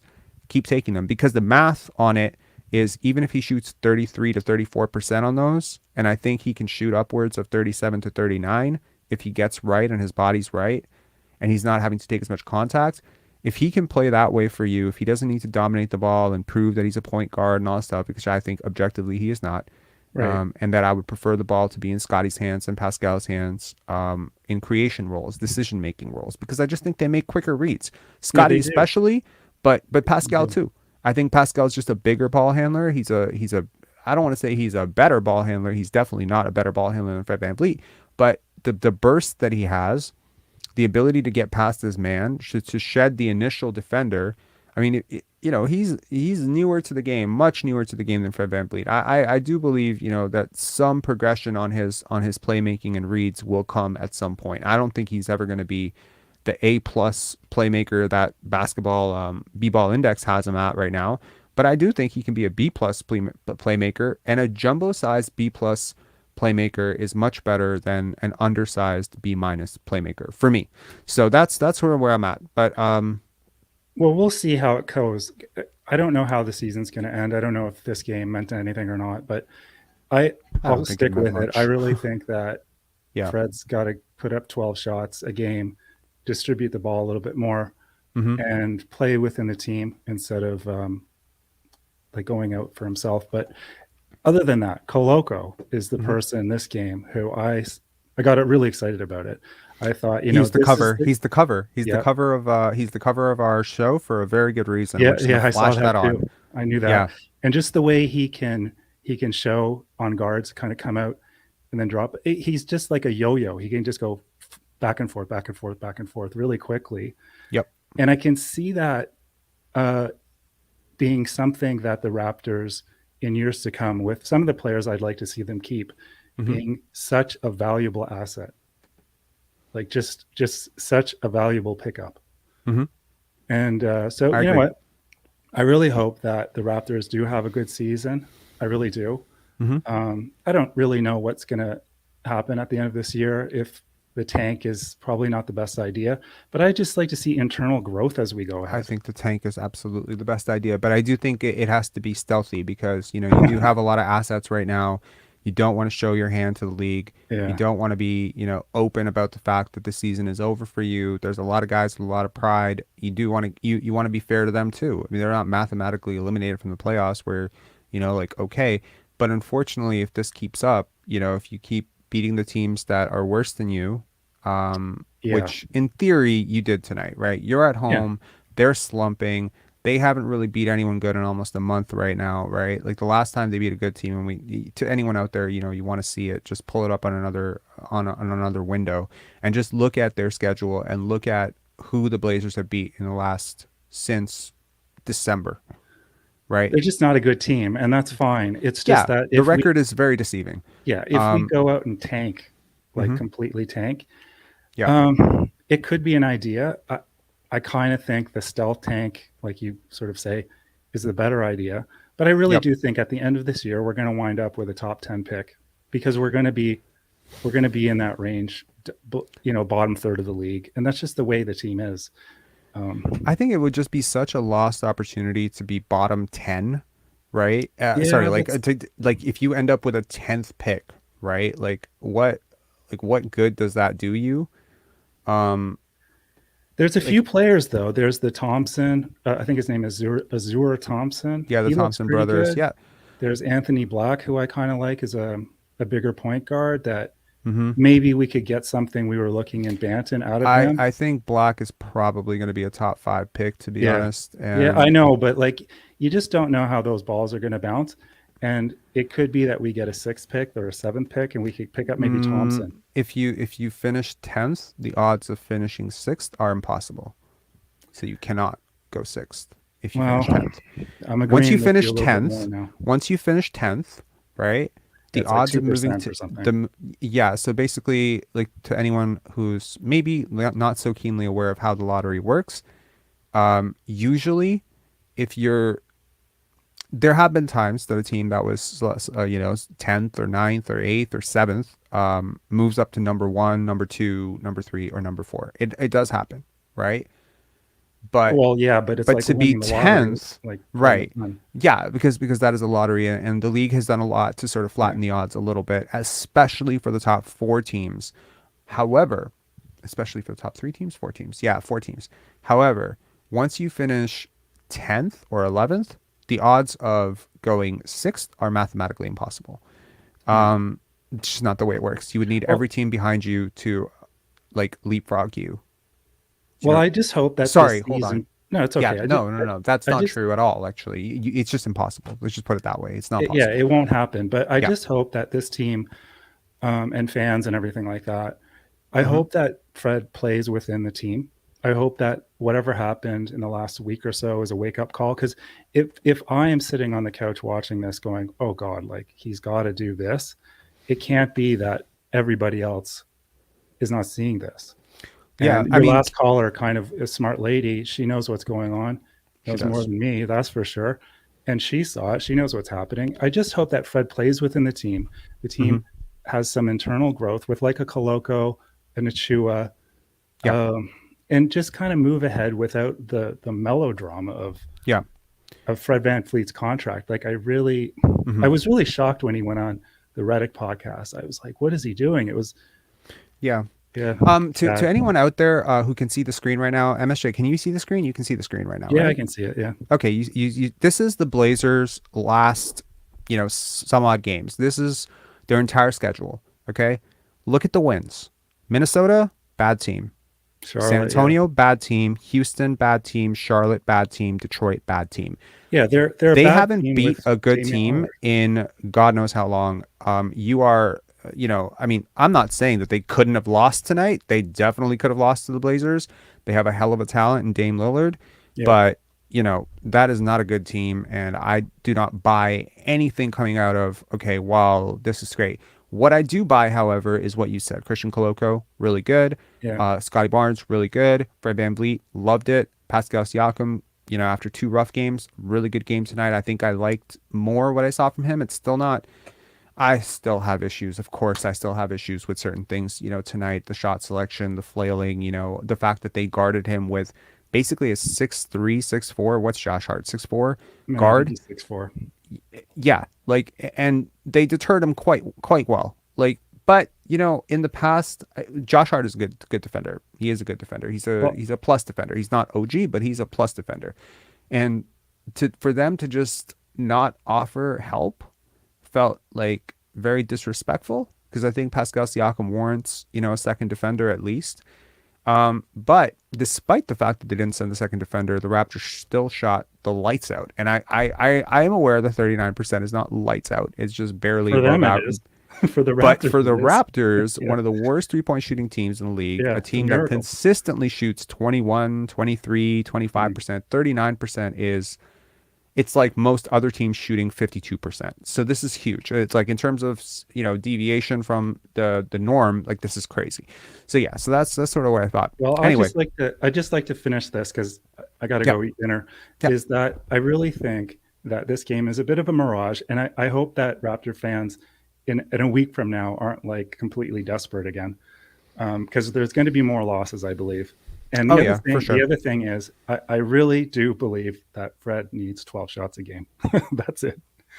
Honestly. Okay. Yeah. I mean, I guess I could live with 12 shots a game. I just want them to be good looks. Yeah. Exactly. I want them to be good looks. I don't want them to be dribble, pound, and I don't want them to be necessarily self-generated, unless he's just got a wide open, drive Well, to we'll the see how it basket, then goes. go for it. But yeah. Anyway, Anyways. thanks for having me. Yeah. Yep. Cheers. And have Okay. a good night. You too. Good night. Next up, is it Hefe? Yo, you hear me? Yeah, I can. Is it Hefe? You have Jefe. Yeah, I went Hefe. My real name is Jeff, but Hefe is my alias, I guess you could say. It's not throwing us off very much, man. But okay. How are you doing? Yeah, not too bad, not too bad. Yeah, honestly, with this game, this is like almost You're a first-time caller, right? first-time caller. I've been watching you quite a bit, Nice. probably since the beginning, but I just decided let me throw myself in the queue. But yeah, I've been watching Raptors pretty much my whole life. Born the same year the team was founded, but essentially, wow. 95. This is like a game I didn't really want to happen because honestly, like the team has too much talent. Where if they get a win under their belt, Mhm. the right way, especially, they might kind of put that formula together. Then they might figure it out. So now my biggest fear is that Ujiri and Webster kind of sits on their hands and not does anything because they need to pick a direction, right? I don't think so. You don't think so? No. Look, what I just showed you was a screen that showed that the Portland Trail Blazers have not beat a competent team. I don't even mean a good team. There was no good team that they played some good teams.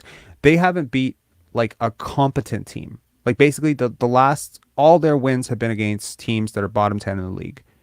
And if the Raptors have proven anything to Masai and Bobby today, it is that they are not a bottom 10 team in the league, which is where their record is right now. But that's not where their talent is. And when they play the way they played tonight, yes, they can be competent. However, for them to play the way they played against a team that didn't, I don't know. I think you could take tonight different ways, right? And on the one hand, it's not a bottom feeder. You're still beating a team that has a competent star, but you're doing it at home. You did beat, two I don't want to say very good teams, but decent teams on the road in Cleveland and New York. But then you follow that up by losing to some bad teams. I don't know. This team's all over the place, but I do think that the math speaks for itself. And I don't think that they're going to be swung by one win. I really don't. And I don't think that they would be swung if they won the next 3 wins. I think if anything, that would sort of prompt them to be like, oh no, like those lottery balls are getting away from us. Yeah. But as I said, like they have always been fair. Like they're never going to pull the plug on a season when there's legitimate hope. And if the math changes after 3 wins, then again, they'll be on the lifeline again for one more game. You know what I mean? Yeah. The magic number thing, it really does swing every 3 games. So basically you have a magic number of losses, then I guess what I'm saying is a panic number, right? It's a number where it's very improbable. But then if you win 4 straight, the number changes and now you have to re-examine the math after every single game. It's always going to be improbable. Like the idea that this team would turn this around and win 46 games is beyond incomprehensible to me. I don't think they have the talent to put that kind of push together. To do what they did last year, right? Right. Like, but that's exactly it, right? So you regress and you end up facing a team that you don't necessarily expect to be competitive against. I think that's going to be tough sell. Tough sell for the fans too. Tough sell for MLSE, especially when you consider potentially that you have to now re-sign people that contributed to that season. That's tough too. Yeah, this season is like kind of reminding me of the year where they had to basically make the decision of getting rid of Rudy Gay, and then eventually it was going to be Lowry. So who do you think the first domino to fall would be, like Fred or Pascal? Why not both? So let's say it's both, right?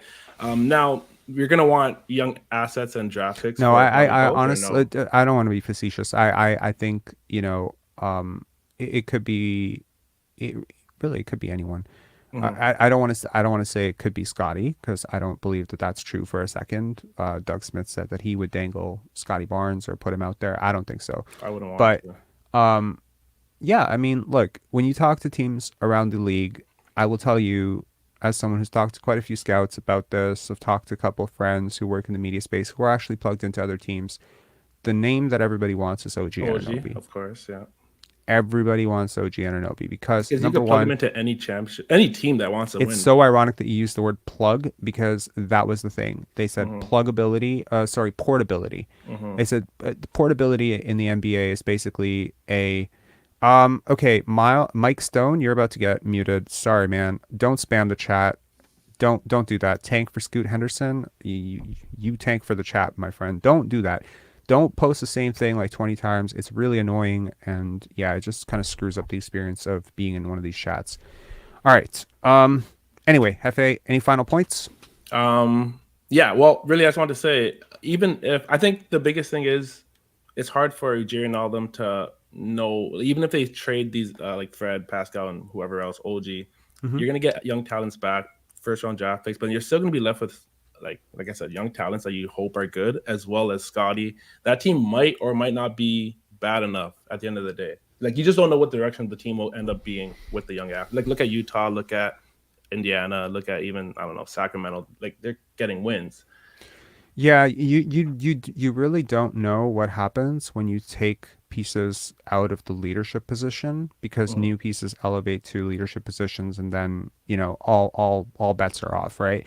You took Rudy Gay out of the system. He was the top dog. He was boys with DeMar. He was especially, I think he was godfather to, if I remember correctly, Kyle Lowry's. Yeah, like so that, like, to me is like, you take that guy out, these two ascend. They're better leaders than he was. They're slightly more efficient than he was, and there's two of them instead of one of him, and so you divert it. So you go from one guy leading everybody to two guys leading everybody, and somehow they mom and pop it together, and then of course all the pieces that came back, right? Because you're always going to get pieces back, right? So you get more depth, and then those pieces, exactly, and all of those pieces that you got back were the antithesis of the piece you gave up, which was Rudy Gay, which is they were not really ball dominant. No matter how you feel about Gravis Vasquez, I think he was really good in his Raptors tenure here.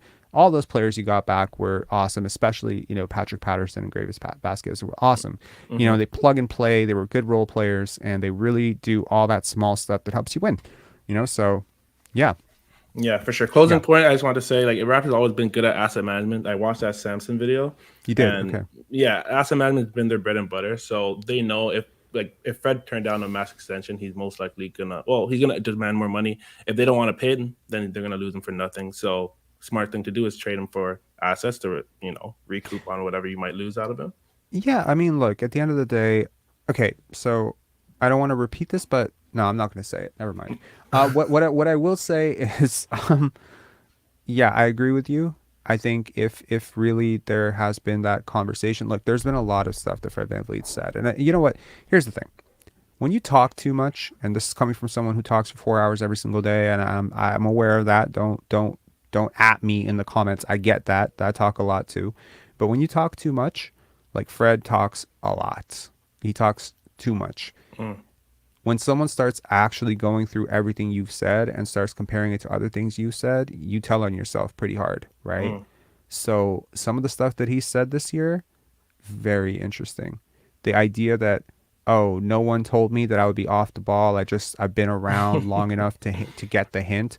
It's like, what kind of relationship do you have with a front office that can't tell you exactly which direction this team's been trying to go for 2 years? Because him off the ball was where they wanted to go last year. So now 2 years later, no one told you. Number one, either you're lying, or number two, you have such a freaking weird relationship with this front office.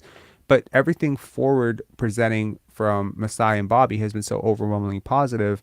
Even how he's introduced last, I've always found that really weird. Typically, you would introduce your franchise player last, right? I mean, Kyle Lowry was always introduced last, right? Like, he was your franchise player. Like, was Kawhi introduced last when Kawhi? Was Kyle Lowry still introduced last when Kawhi was here? Yeah, it was always Lowry. It was always Lowry, right? It used to be Vince. It used to be Bosch, right? So, I mean, like, the guy who's the face of your franchise is the last introduced. That seems to be consistent across the league. It's been Fred VanVleet. He's the marketability guy. This is a hockey town. He lost his tooth. He's bet on yourself. He's an underdog story. This is marketability 101. But when marketability goes away, MLSE, he's a cash cow. In a lot of ways, he's a cash cow. For casual fans who identify with the championship, he's in a weird way your moneymaker, right? He's palatable to a Canadian fan base, right? He plays tough. He plays hard. He guards hard. He talks smooth. This is, he's not talented enough to be a franchise player, but man, if he was, he'd be a really good one, right? So I get it. In terms of forward-facing, marketing and stuff, he's as close a bet. He's a much better bet, from a Canadian perspective, if you kind of get what I'm hinting at, than Pascal or Scottie or OG. But when the marketing and the bullshit bleeds into the reality, and then I start changing the reality, so you buy the hype, which is like, it's almost like you're an actor, and then midway you break the fourth wall, right? You tell on yourself. That's like, I find myself saying you tell on yourself a lot with Fred VanVleet, because some of the stuff that he's doing is so transparent. I've talked to people in the media who like, does he know how transparent this is? Like, is he aware of just like how did he think this was going to work? And I mean, it has completely backfired, right? At the end of the day, it has completely backfired. This idea and notion, every single comment thread, go check it out. Reddit, RealGM, wherever you get your Raptors resources, find the thread about Fred VanVleet turning down a $114 million extension, and every single person is saying this. Almost every single person is saying the exact same thing, which is, phew. Phew, thank God. Honestly. So I mean, will we however still be saying that if he puts together 6 games like tonight, back to back? I hope so.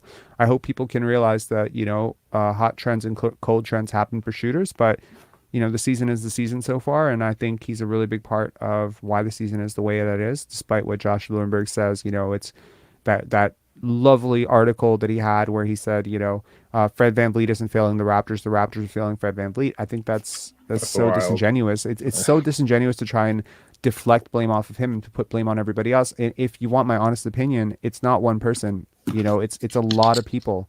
There are a lot of people shooting poorly. There's a lot of people who've underperformed. There's a lot of people who've been injured. It's not all on one guy. It's almost never about one guy. Sometimes it is about one guy, and I'll call it when it is, but it's not all about one guy. Scottie deserves some of it, of course. He hasn't been right. He hasn't always played up to his potential. I agree with that. He hasn't, the shooting work that he did in the offseason, it hasn't come onto the and it's making life harder for his teammates. I get all that. Maybe the one guy, you could probably argue Siakam and OG probably are the two guys where you can hold them out of, okay, they are doing their part, I'll say Trent is coming to life right now. And too. Trent as well. You could say those 3 guys are kind of like above it, but everyone else is below it. Boucher, Thad, all of them, right? So it's just not fair to say, well, they failed him, like just because he's playing a lot of minutes. Trust me, the Raptors. Okay, by the way, guys, fun fact, fun little factoid. Among all the players in the league, guess who the top 3 minute getters are in the entire league? Probably 3 Raptors. It is. It's Pascal Siakam, Fred VanVleet, and OG Anunoby. The 3 leading minute getters in the entire NBA are all on the same team. What does that tell you? If I'm a rival scout, if I'm a casual fan, that tells me the Raptors have no bench. Yeah, all you have to get them in foul trouble. If I'm a rival scout, that tells me there's a coach here that does not believe that he has a bench.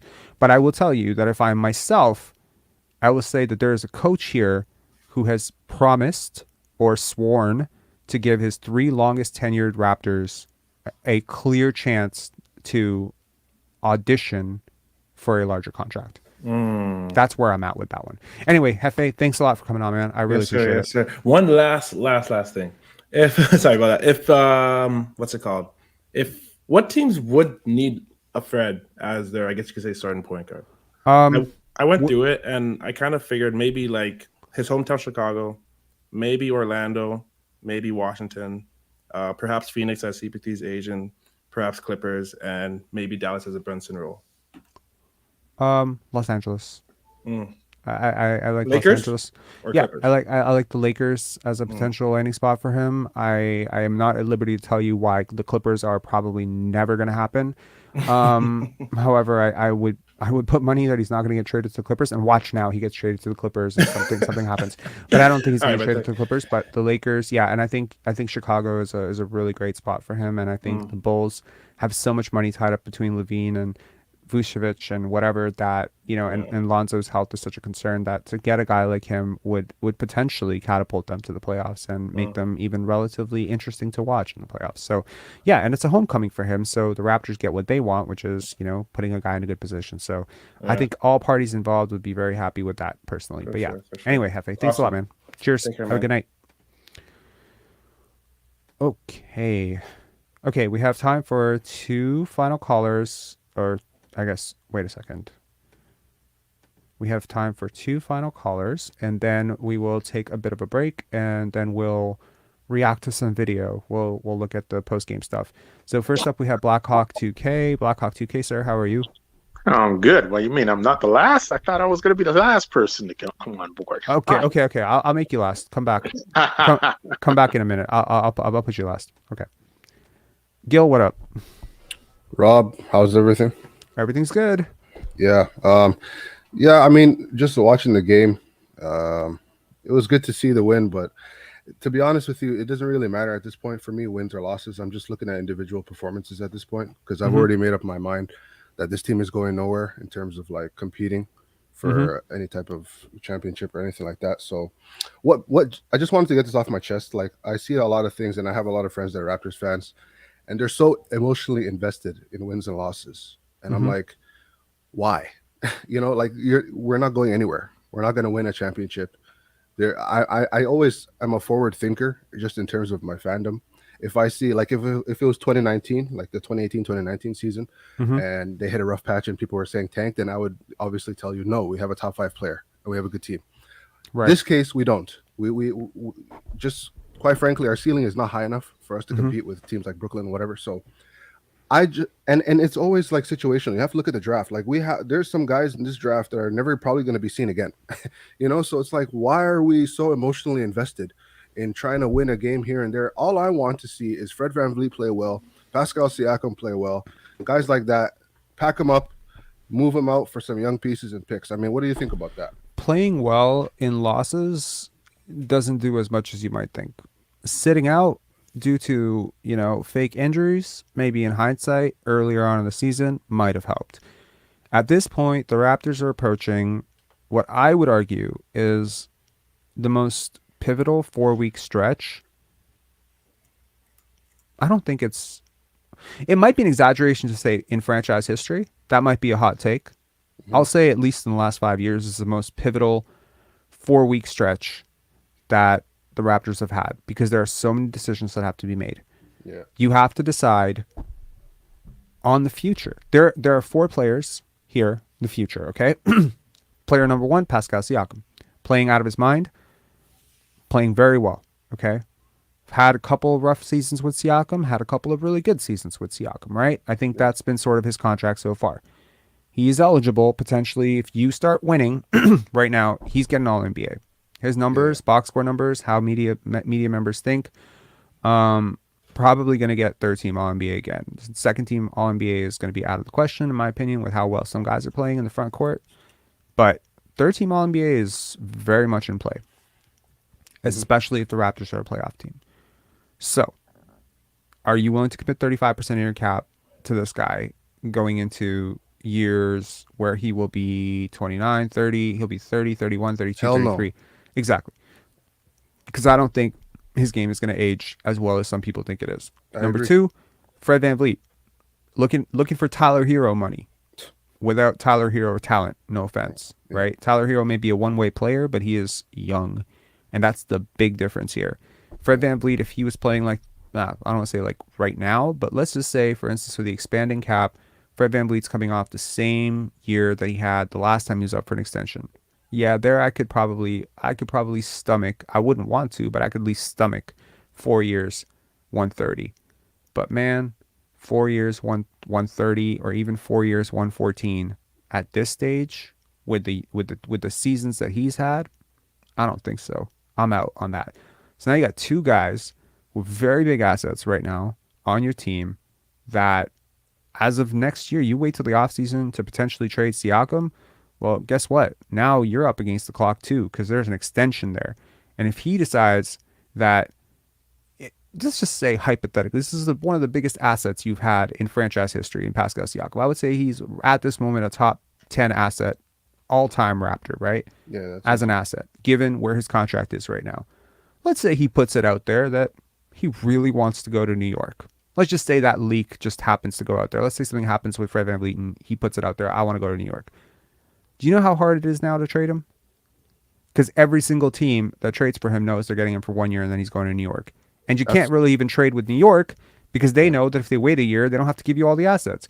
It becomes really difficult. There are a lot of players in the league that have followed the same track record of Siakam and VanVleet. And I know that these are good guys that we've grown up with, but when there's this much money involved, you do have to be careful. Now, the Raptors will still have the right to offer him the most money. So he would have to walk away from money in order to do that, I believe, if I'm not mistaken. I don't even want it to reach that far, to be honest. I want them to move him mid-season. Yeah, so what I'm saying is in the next 4 weeks, you do have assets that could potentially net you, I want to say this, potentially net you 7, 8 first-round picks combined. They could potentially net you an emerging star. I don't think a guy like Evan Mobley is completely out of play in a situation like this. Yeah, he's a really good player, but trust me, like so is Pascal Siakam. I think it's possible. I don't think it's likely, but I think it's like I wouldn't rule it out as a possibility. There's guys like Dyson Daniels, Shaden Sharp, young pieces that you could build with. Look, there were talks this offseason about going one of two directions. Number one, trading OG, which is absolutely true. He confirmed it. Trading OG, okay, a player that contributes to winning in so many different ways, for a young asset like a draft pick, a top 7 pick. And we can argue who their target was. I don't know. Maybe they had a deal in place. Maybe it was Benedict Mathurin. Maybe it was Dyson Daniels. Maybe it was Shaden Sharp. But I know it was one of those three for sure. Yeah, I heard that.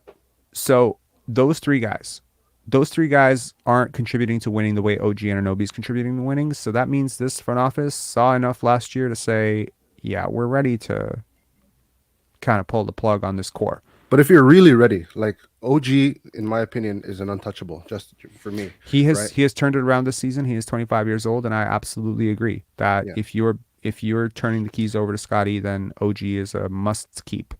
However, if you've had this guy in your system for 6 to 7 years as an asset, and I love the guy. I think he's one of my top 5 players in the NBA in terms of like the guys that I really root for. If the valuation is too high and the next contract will be too steep for you based on what you think he's doing right now, if you don't think it's sustainable, because that's what great scouts do, right? At the end of the day, a great scout's job is to project where things will be before they get there. That's just it's a very prudent way to approach scouting. Yeah. If you believe that OG Anunoby is having an abnormally good defensive season and a good health season, if you believe, based on what you understand about his body, that maybe he's a type of guy who might be in line to play 60 games a year on average based on how he moves, based on his coordination, balance, how he falls, etc. There's science to project this, I think. If you believe that, and right now he could net you potentially 3 first-round picks and a young asset and, a really good contract filler that you could maybe even flip to a third team for another asset. If he can pull you that type of, because I tell you, like when I say teams are after this guy, I don't think I've heard of one team that doesn't want him. Rob, real quick, I wouldn't even for that package you mentioned, I still wouldn't do it, and I'll tell you why. Because I can't name 5 guys in the NBA that can guard like he can.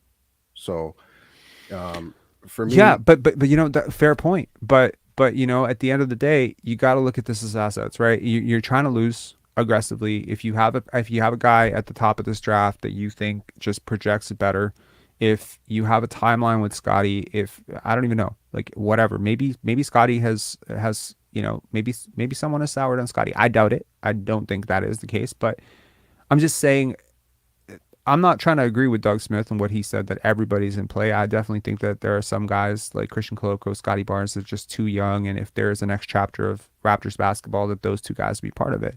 But I am saying that given the demand for OG, given his contract situation right now, given his impact on winning, yeah, if you want to lose games, it's really hard to justify keeping him on. So I personally, if I was in charge of the Toronto Raptors, I would keep him 100%. I would keep him. I would sign him, and I might even rest him. Kind of like what they did with Lowry. I would just rest him for the second half of the season if I was looking to tank. So that's where I'm at with that. Yeah. Anyway, Gil, thanks a lot for coming on, man. I really appreciate it. Thank you, everyone. Cheers. Okay, and now we got Hey. Blackhawk 2K. See, You're I got to be careful what I say. How you doing? I'm good. Good. So, good game. The defense. This is like the fourth game we've been keeping up our defensive effort. At least we pulled away with it today. Mm-hmm. But at least we're getting some consistency in that area. There's still more room to go. It's more on the bench because I really do want to see the bench get stronger. I really believe this team has suffered because they don't have a strong bench. I don't care how great our starters are. Nothing. That's not a slight at them. It's just that you have to have both teams equally balanced and powerful. And I don't think we do that for the past 3 years. We haven't been. This has nothing to do with this year. This has to do with multiple years. Now, one thing I saw today from Koloko, I saw it twice. They were in the paint, defending the paint, and Koloko and Boucher were defending it in the same rotation out there. And there was a switch and a confusion out there. And what I saw was that Koloko straightened out that confusion and made sure that he was the one guarding the rim and positioned Boucher to go up front and guard the guy on the perimeter. So his IQ is sharpening. You would expect Boucher to correct Koloko, not Koloko correct Boucher. I would not expect that to happen ever. I've obviously been harping on how smart Christian Koloko is all year, and you saw my video breakdown of Christian Koloko, right? So I don't think Chris Boucher is very smart. So they're sort of where like I definitely think But the reason I say that, is Boucher has had a longer time at it and should have it by now. He picked up basketball pretty late too. I mean, but he's been with the team for more than 2 years, so he should at least know which spot to be in. He shouldn't have to be told which spot to be in. That's a mistake he should not be making at this stage in the game. Well, I mean, look at it this way: Chris Boucher, the number of years he's been in the league, the skill development, the time that has gone into trying to develop his body to be stronger, even though he's still slight of build. He's much stronger than when he started with the Raptors with the 905. With all of the activity, all of the physical skills, don't you think if he was even remotely capable of being a smarter player that he would probably be a borderline all-star right now with his physical tools? He definitely would be a sixth man if he had it all together. He would at minimum be a sixth man. He would, because here's the thing though, like, I mean, physical profile, like the way he runs for a guy that size, he should be a starting four for sure. I mean, if he thought the game even like halfway decent, like if he had the basketball IQ of a Fred VanVleet or a Scottie Barnes or even a Pascal Siakam, like he would be a much better player. Obviously right now there's a lot of instinct. He's still playing a lot on instinct. He's just, he kind of knows where to crash and stuff. I've seen players like this. They don't evolve. Like they don't evolve into Christian Koloko is what I'm saying. What excites me about Christian Koloko is that he has even more impressive a physical profile than Chris Boucher, in my opinion. Absolutely. Yeah. A lot of the I like that his shoulders are a little bit broader. We always talk about rounded shoulders and frame when it comes to young athletes. Some athletes just haven't been given enough time to fill out. Some athletes simply put don't have the capacity to fill out because of just how they're built. Like they can get stronger, but they're never going to be as big as you want them to be.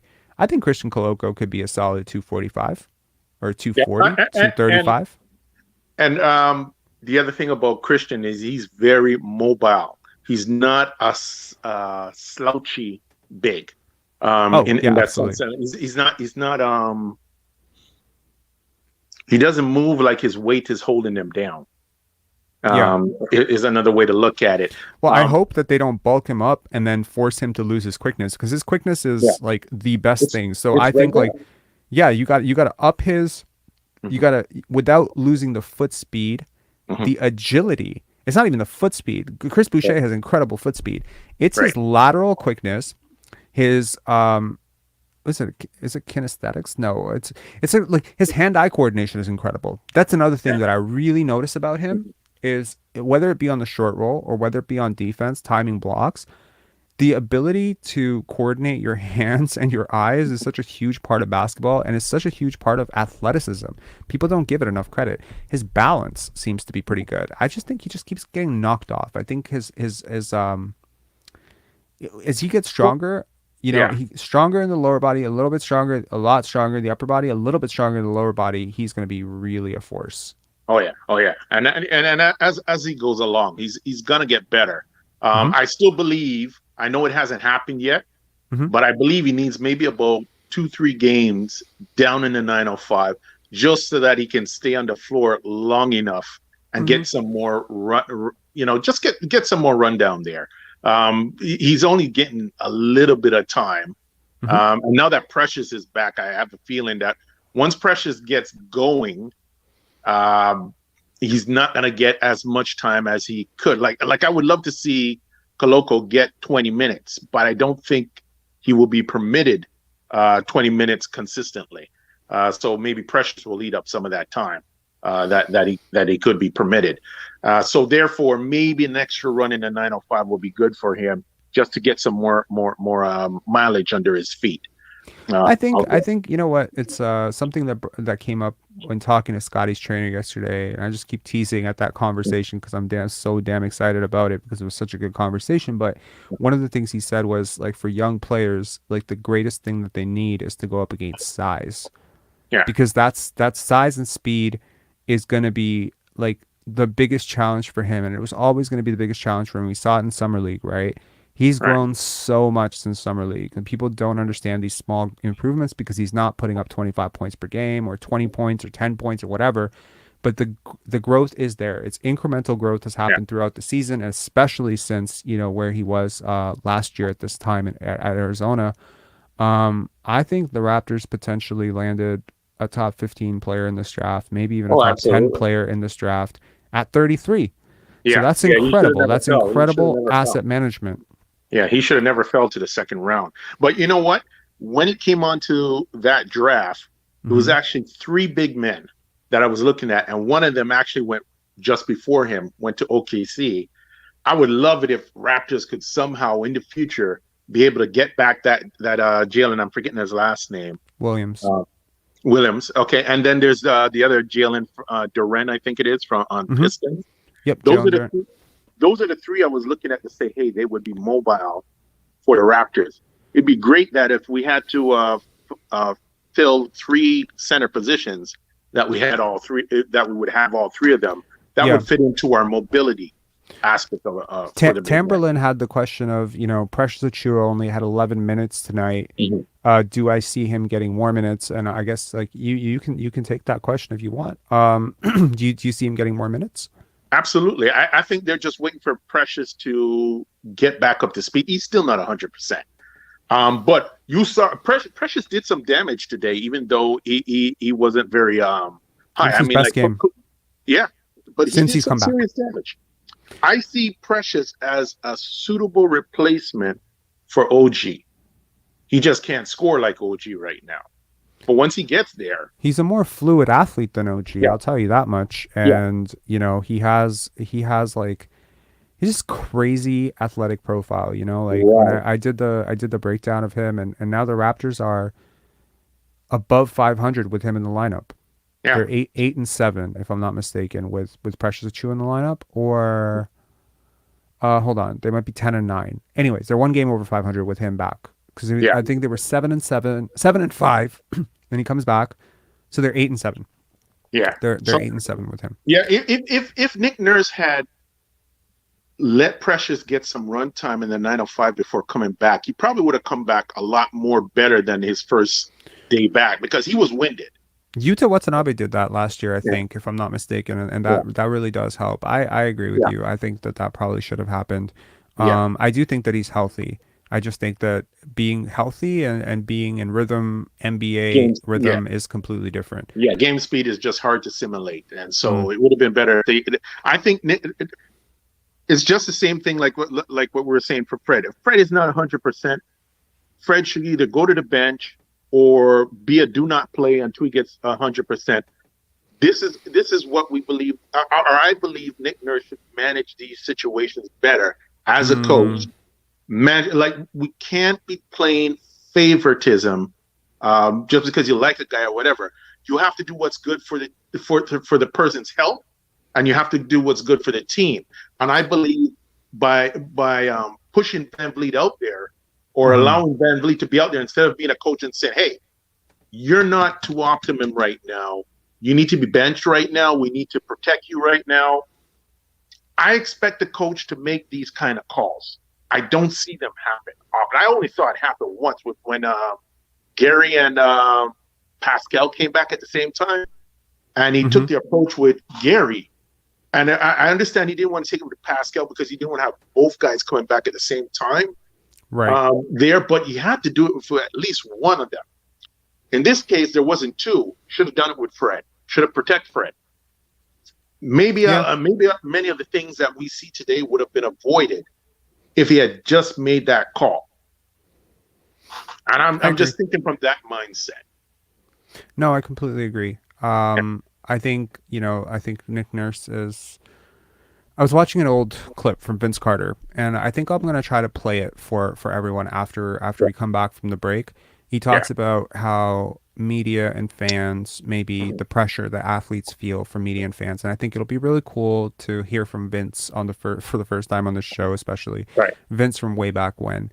But I think that it's really important to do that, is to protect players from themselves. Let me also say I'm pro Vince.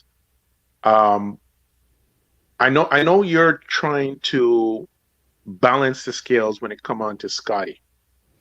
But I do want to say that the situation for Vince and Scottie are very different, because the Vince situation was the organization. And when I say the organization, I want to make sure I put it out there for anybody who's not old enough. It wasn't MLSE. It was the organization that first formed the Raptors. Pension plan. Right. Those people. Yeah. Well, Bitov and whatever it is, that front office that had formulated at that time. Sure. But look, some of the people were still there. Okay, like Larry Tannenbaum has been there for a while. Like it's not completely different people. They don't all they didn't all just change. That's what I'm saying. Like okay, yeah. So it's still Canadian media. It's still hockey people who are trying to transition over to basketball. It's still people who turn on the Leafs and value the Leafs more than the Raptors. There's a lot of overlaps. I realize that it's a completely different story, but it's not. I realize it looks like a completely different story, but I'm telling you, I don't think it's a completely different story.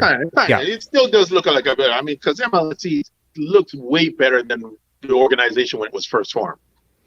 Sure, and you would hope that running a basketball franchise and the number of people. Look, it's about dollars and cents, right? When the Raptors first came on the scene, you remember how cheap tickets were? Like it wasn't that expensive to attend. Well, remember it was in the Sky Dome, right? So it wasn't even that great of an experience.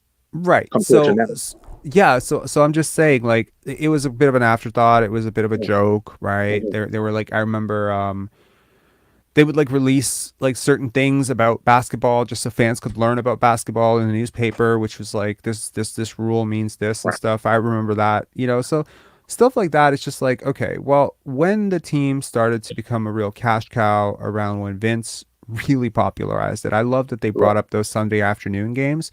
The number of kids that would wake up on Sunday morning and it was like cartoons, Toronto Raptors.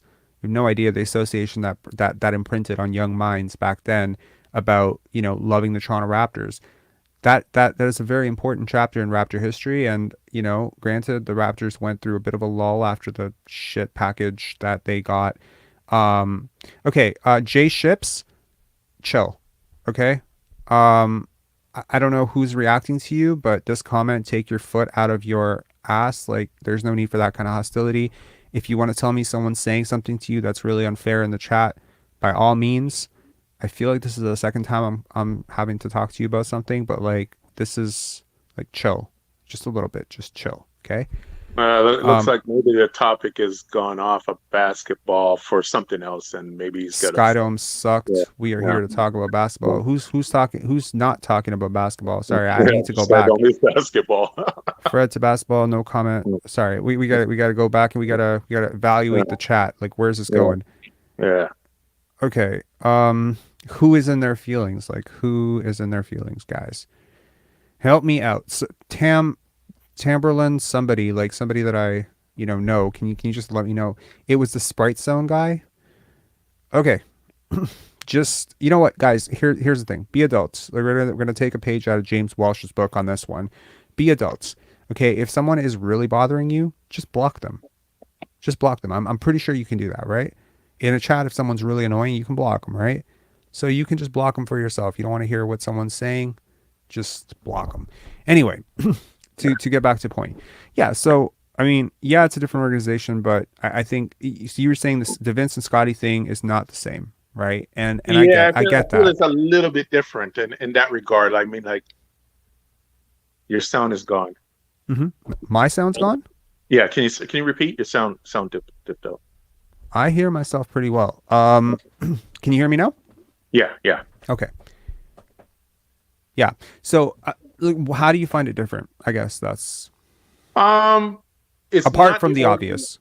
Yeah. Well, when it came into the Vince, there was an actual conflict with the organization, and right now there isn't a conflict with Scottie and the organization. It's really the situation of how the media is carrying on, which is what your grievance is out there. It's not with the organization saying, well, we got a bet. Scottie's not holding up his end of the deal. They're not doing that whatsoever. Yeah, they are. So, yeah, they are. Who in the organization is? But doing it's not the organization, but it is the media, right? They are doing the same thing to him.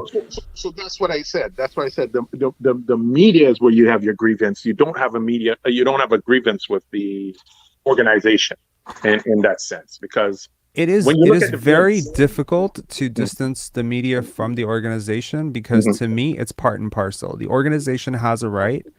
They have a right to basically revoke press passes. If someone's crossed the line, you can do that. I know it's not in the spirit of freedom of speech, but you can absolutely. I like that you said that.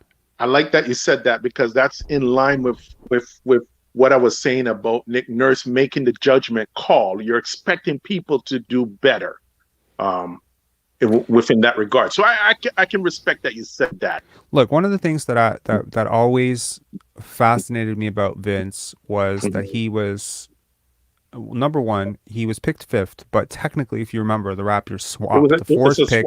It's a swap, yeah. So in a weird way, they would have taken him 4th, but they decided to take him 5th for the swap, which is such a MLSE thing to do, isn't it? To save the extra money. Such a bullshit move. I don't even think they got anything else in that trade. They just wanted to save the money on his contract. It's such a bullshit thing to do. But anyways, by the way, just for anyone out there, no competent franchise today would do that without any extra compensation coming back, to just stiff a guy for what was basically like pennies. The difference between the fourth overall, 5th overall salary.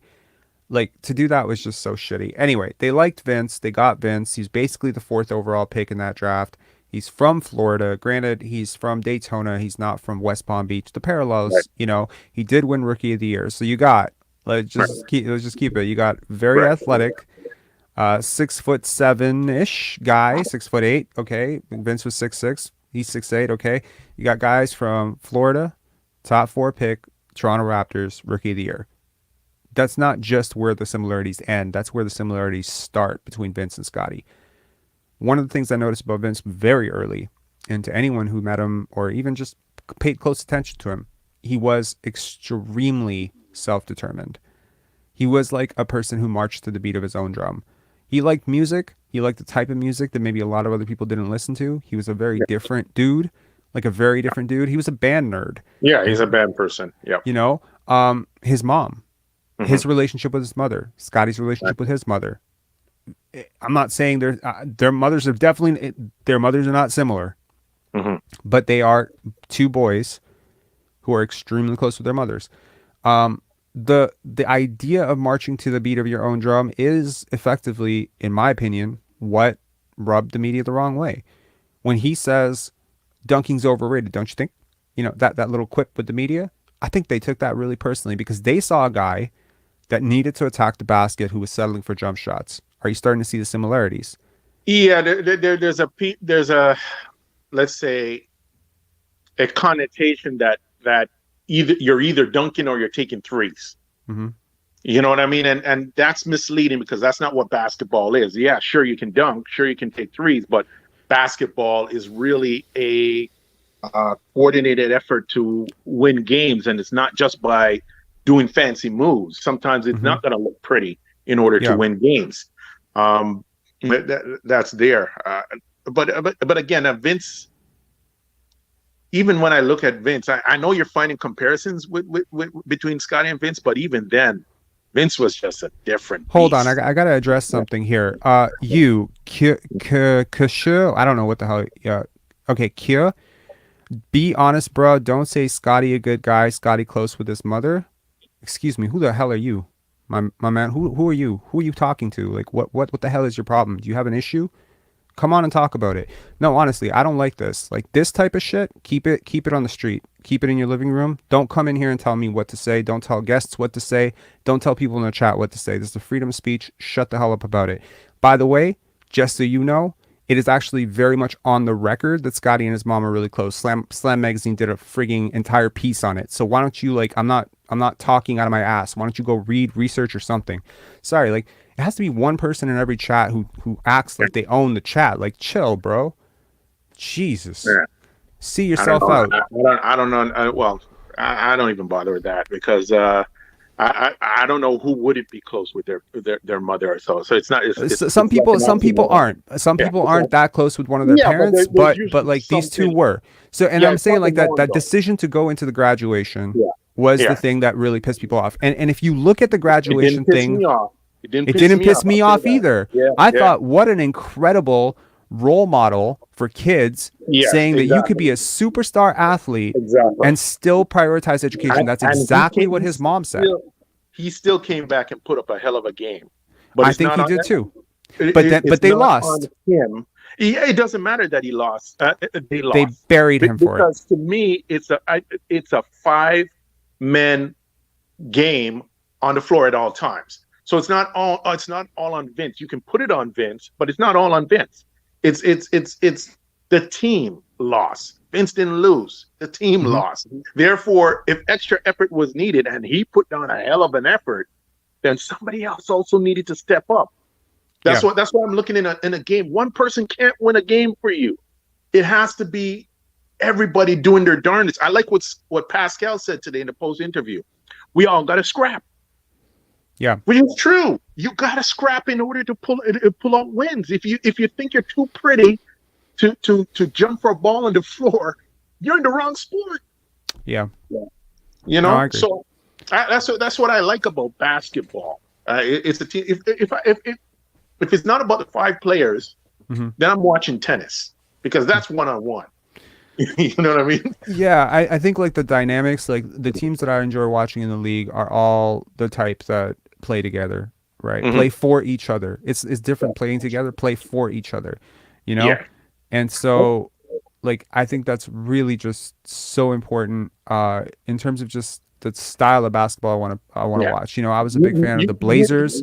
You're probably gonna say Spurs. I bet you're a Spurs guy. You want to know something? First jersey I ever bought, Tim Duncan jersey. First you see what ever. I mean? It was my first paycheck ever.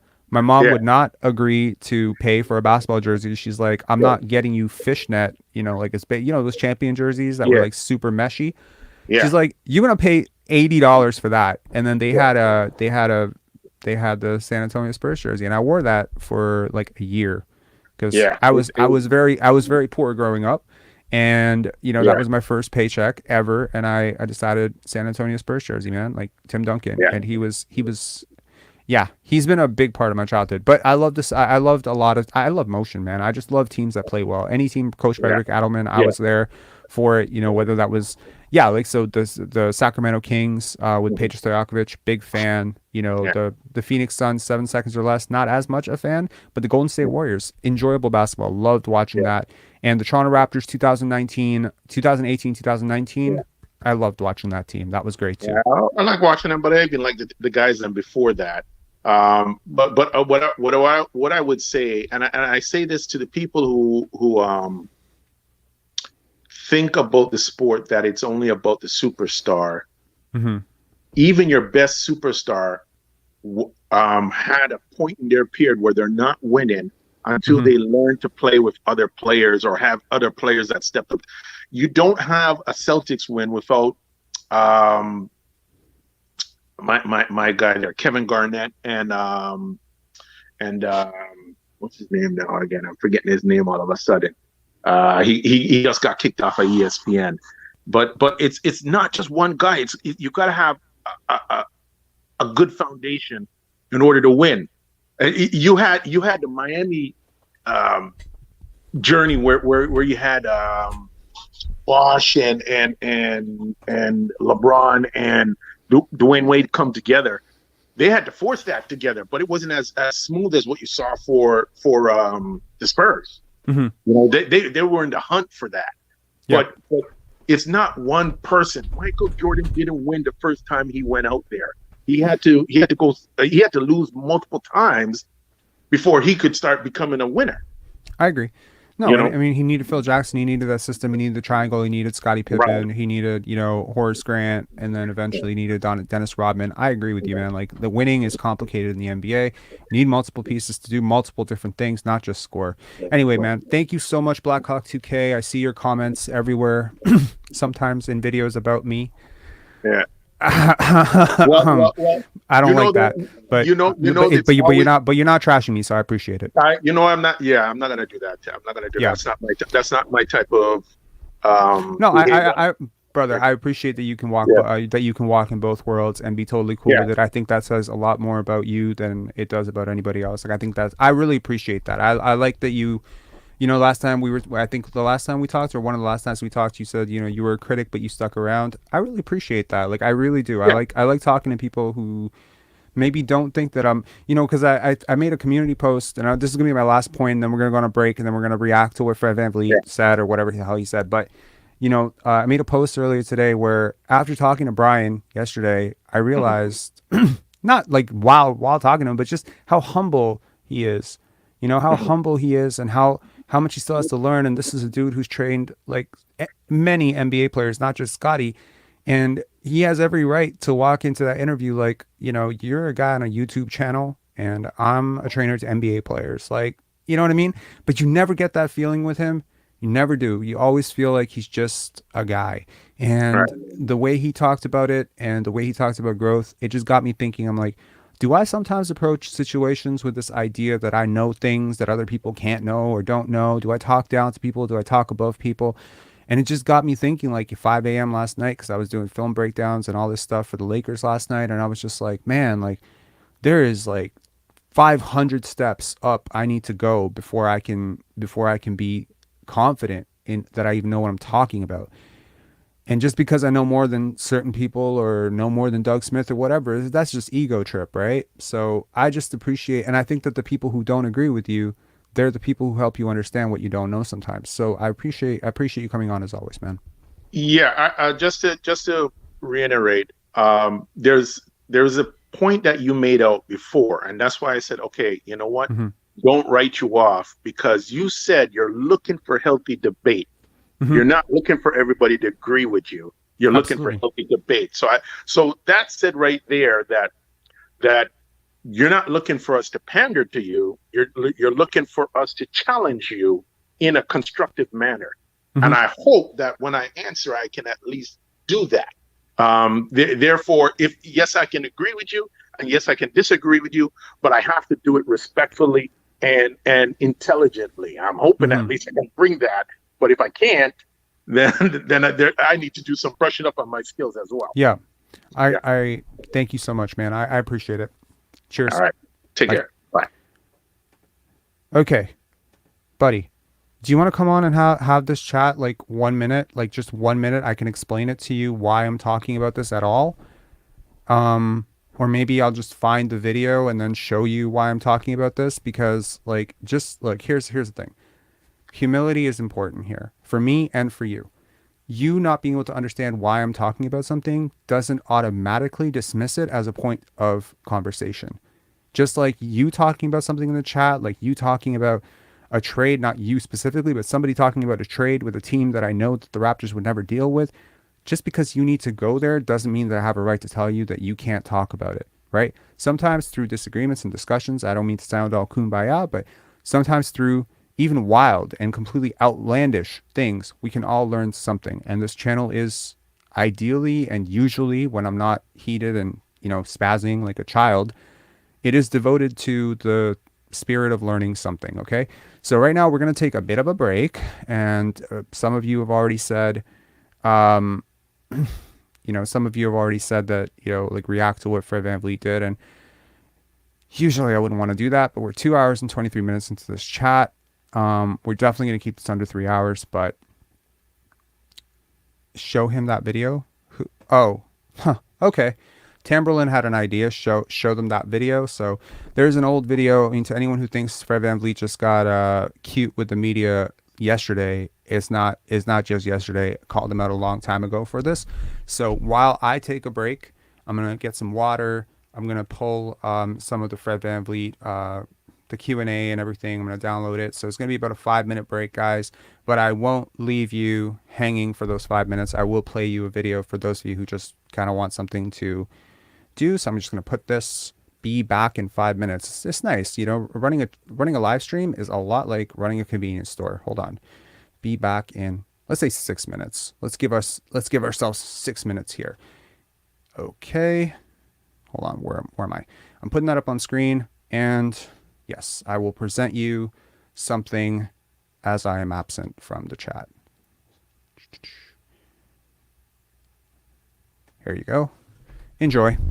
Imagine what's coming this year. No, I'm just worried about my playing time going down. I don't know. Like, they went and got all these 6'9" guys. It don't make sense to have me a point guard no more. So I don't even know where you're sitting at.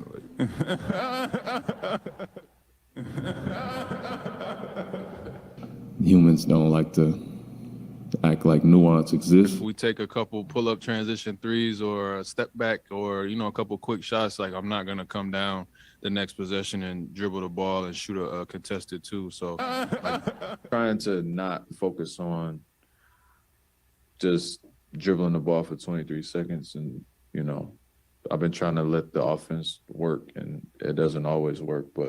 And if I'm the one that's got to sacrifice a little bit, which I've been doing a lot this year, I think the guys that we're plugging in have no choice but to be open-minded, or they wouldn't be playing. Pow! I'm a stickler. I'm a jerk. I'm that old angry man.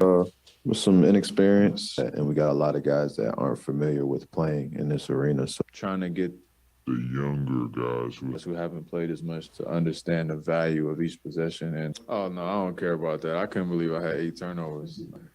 Still 2-1, 2-1 assist turnover ratio. Protect your home court is something that just feels so normal and natural, but until it's not, you know what I mean? Until you have a lot of guys who don't really understand what that means.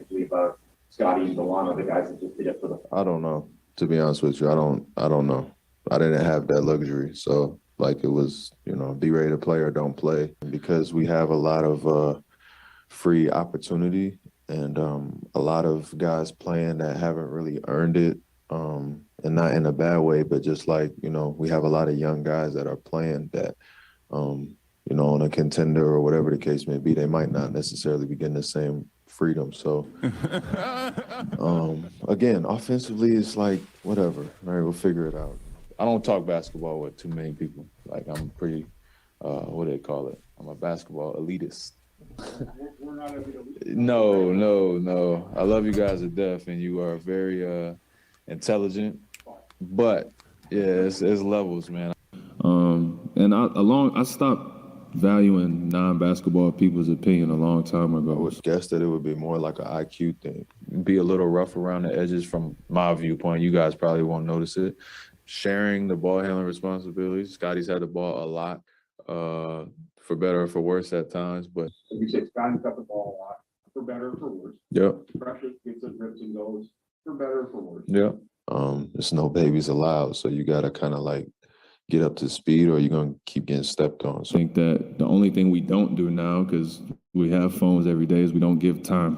I've certainly never thought about shooting 20 shots in a game or something like that. I got to the NBA and they told me that's what I had to do. So here we are. Now people don't think I'm a point guard anymore. It's great. I think it's just a reminder for the idiots on Twitter who have got to, beat them up for the last 2 years. Now I'm seeing that my actions have reactions and consequences.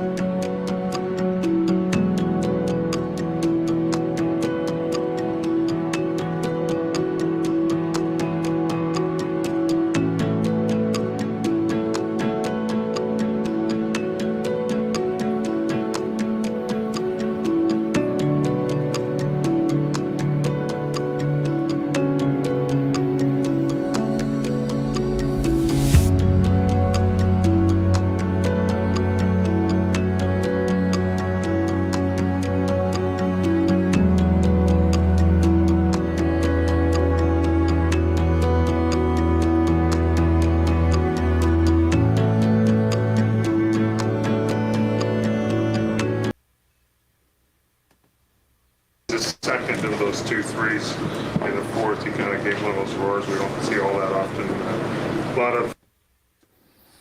All right. So we have Fred VanVleet coming up next. This is the closest that Fred is ever going to get to coming on to this show, although I very much suspect that if he does get traded, he will be one of our surprise gotcha callers. Oh, man.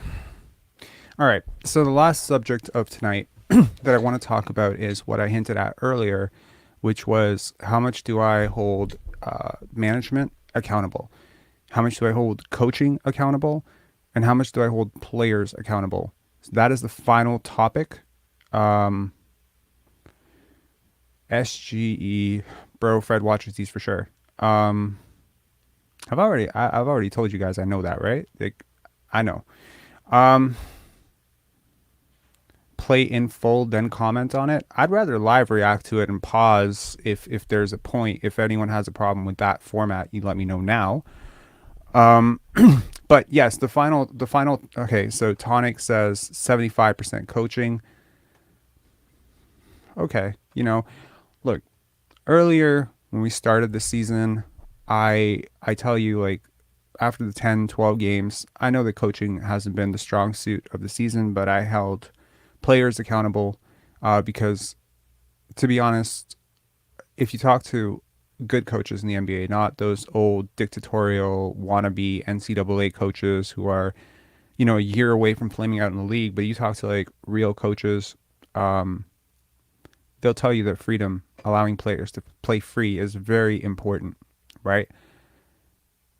But in the end, it's a sort of interplay because you give them too much freedom, and yeah, I think there is plenty of blame to go around, and I think we'll get into that right after we break this down. So let's hear from Mr. Fred VanVleet Sr. All right. How did it feel to kind of get those go down and halt that momentum that Portland was building? Just competing, man. Just trying to get a win, and again, laying it all out there on the line. That was a big swing. I just airball one, go down, hit one, do the vertical, get another one. They call a timeout. That was just a big swing there. So just competing in the moment, and trying to find a way to get it done, and we were able to do that tonight. You guys were all standing up on the bench, cheering on the guys in the start of the second quarter there. What did that run for that bench unit mean for you guys tonight? Just got to keep encouraging them like we talked about before, stay positive, and they responded well. Coach gave them a chance, and they responded the way you would like to see, so they got to continue to build on that. We need those guys. They pretty much won us the game tonight with that run, and they definitely battled again in the third and the fourth. Dame got hot for a couple threes there, but I thought they did an incredible job. Our bench was great tonight, and we're going to need those guys going forward. Fred, you mentioned Dame getting hot. How crucial was that stretch where Pascal was able to get the steal on him, and then sort of force the kick out that caused another steal, and then even the help side block? Yeah, I think just continue to show him bodies and, throw a lot at him. I mean, Dame is one of the best in the league, so it takes multiple guys and multiple defenders, and just got to keep pursuing. I thought, we made it tough on him towards the end, and ultimately I think he ended up with 7 turnovers, and we were able to get out in transition, as always, get us some easy baskets. So Pascal had a couple big stops there late, and OG was great. Obviously, he got in a little ticky-tack foul trouble, but other than that, I thought we did a good job defensively. Christian's been playing pretty well. What have you seen from him lately, and is it just a matter of a rookie getting more comfortable later in the season? I mean, he's not going to be perfect every night, so I don't know what people are expecting him to do, but he looks like a rookie. He has good games, he has bad games. He was outstanding tonight. I'm going to say that that's probably about as well as he could have handled that question, but then I guess my question is, are you also a rookie? Because you kind of could say the same thing about you. Anyway, sorry. That was people say that, someone accused me of being passive aggressive, but I'm like, no, I'm not passive aggressive. That was 100,000% passive aggressive. I apologize. And he's gonna show flashes where he can play. There's gonna be different matchups that work for him and different nights where it works for him. But it's hard to put that much blame on a young kid like that at this stage of his career for this team. We gotta find ways to help him. And tonight he gave us a big boost off the bench. How important is one win given what's been going on around here? Yeah, you take them, man. Turn one into two, two into three. I think just putting one foot in front of the other right now. Just try to build on this. It was a good night for us. Had a good practice yesterday, and good day today. We got better tonight. We need to get better tomorrow and come out here next week for a hot Charlotte team. Anything else? Cool. Let me make this statement on the contract. I spoke about this before the season. Again, I would never speak on my free agency or contract negotiations, especially conversations between me and management. So it certainly didn't come from me, but I was never, I was never made a formal offer. I think we all understand what comes with the contract extension. Due to the CBA, if you understand how the cap works and how the contracts work, there's a 2-year anniversary that sparks the discussion of taking an extension.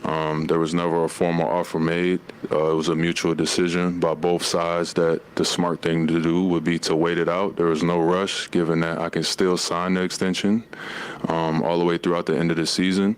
I also have a player option in my contract this summer, and we can deal with that at the end of the season. And I also am on the books for next year. So take my word for it. I understand we're in the era of taking 2 sentences out of an article and making it a tweet, and then all of a sudden, I get 300 messages last night that I turned down 114 million, which is not the case. So it's a little misleading, and I'm disappointed that it's come out. I don't want it to be a distraction, and I'm not going to be speaking on any contracts or any situations regarding my contract this year. I'm completely focused on this team. My loyalty is to this team and to this franchise, and trying to get us back, to the level that we're accustomed to around here. So I just wanted to speak on that, and this is the last thing I'm going to say on that. Thanks, guys.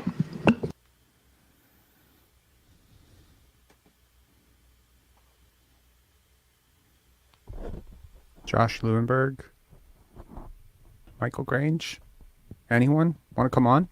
You want to follow Blake's inspirational lead and come on and talk about that? Because I seem to remember Josh Lewenberg. Do I even have it? Maybe I still have it. Hold on. Nope. That wasn't that. There we go. Okay. So, I mean, you want comedy? You want comedy in your life? You want to laugh a little bit? Okay. So, I read body language pretty well. Okay. Just going to throw that out there. Researched it a lot. I want to say that like my childhood and my teenage life was full of a lot of shitty people who lied a lot. So I've had to learn by default. I've had to learn out of necessity how to spot bullshit. I think most people who had tough childhoods would tell you that they learned how to spot bullshit. That's just how you survive when you have a lot of shitty people around and not a lot of people protecting you. Duping delight is a thing. You should research it. Duping delight is a thing. So sometimes when somebody says something a little bit insincerely or flippantly, you'll see a little bit of duping delight. So you're going to see some duping delight on my face when I tell you, go check Josh Lewenberg, Michael Grange. See that? That was duping delight. That was duping delight on my face. And Doug Smith. Go check their comments on Twitter. Just go check it. I'm not telling you to don't pile on it. Don't tell them I sent you, but just check it. If you want to see how badly this is being orchestrated and how poorly it is landed.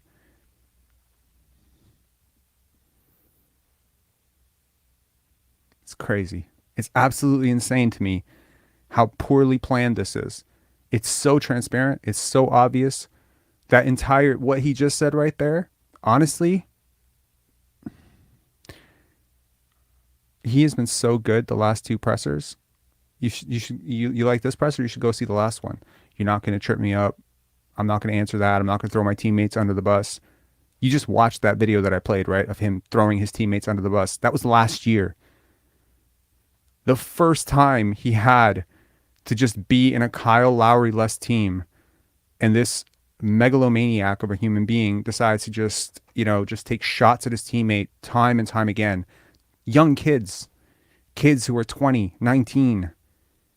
And he's just like, no babies allowed. Y'all didn't earn. Okay.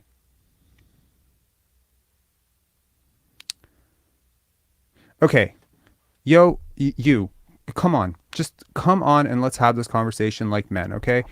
Like, I'm sort of getting sick and tired of you trying to tell me what to say. I don't tell you what to say. I'm asking you to stop blowing up the chat and trying to derail everything. But if you actually want to have this conversation, just come on. We can have a respectful conversation. I'm not going to yell at you, and hopefully you won't yell at me.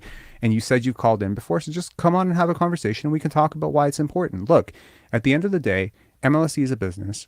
We all know that. If you are going to endlessly support a player, they are going to have no choice, especially if it's a player who is very firmly etched in people's minds.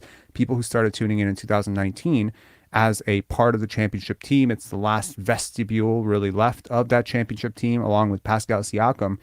If you're going to support this guy as he continues to do this shit, just like you are, I think If you're not going to come on, that's fine.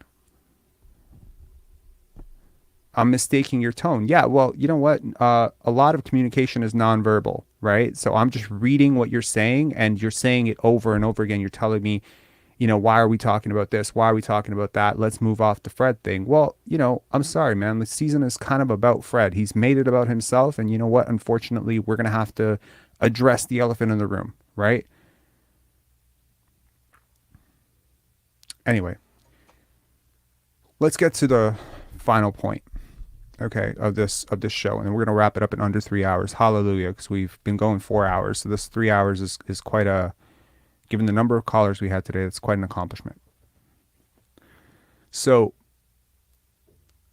management, coaching, players, okay, ownership. I guess you can throw ownership into this. I do not blame ownership for much of this. Let's give them 5%, because to assign them less blame than that would be unfair, right? Let's assume that there's something we don't know, and let's just play 5% fair, safe, right? How much of it is on management? That video that I referenced, Raptors Republic, where Samson goes down and breaks down every single transaction, well, every trade, every free agent signing that the Raptors have made over the course of the last 3 years, or 3.5 years since the championship, right? How much they've allowed to go out, how little they've gotten back for it. Didn't get anything for Kawhi, didn't get anything for Marc Gasol, didn't get anything for Serge, didn't get anything for Danny. Got something for Kyle Lowry, but it was very minuscule. Precious Achiuwa, and in a weird way, would you trade Precious Achiuwa for a first-round pick? Because eventually that's what you needed to dump Goran Dragic and get Thaddeus Young. So the trade effectively amounted to Kyle Lowry plus a first-round pick for Precious Achiuwa, Thaddeus Young, and a second-round pick. Is that worth it? I don't know. I guess time will tell, because we had the 20th or 21st pick that went to San Antonio, and if there's a player that's very Raptor-y in that range that pops. I know the Raptors were interested in a lot of players who went before Christian Koloko, like Andrew Nembhard. I happen to believe that, just my instincts, I don't have any inside information on it, that they were into Peyton Watson. If he turns into, an all-league defender type, I don't know. I was very high on him. So we will see. But Aaron Baines, that signing, Samson went into it. It's clowned on now. Aaron Baines is clowned on for how he played. But the theory of replacing Marc Gasol with Aaron Baines, at least on offense, a lot of it was similar. He's a good screen setter. He's a good shooter.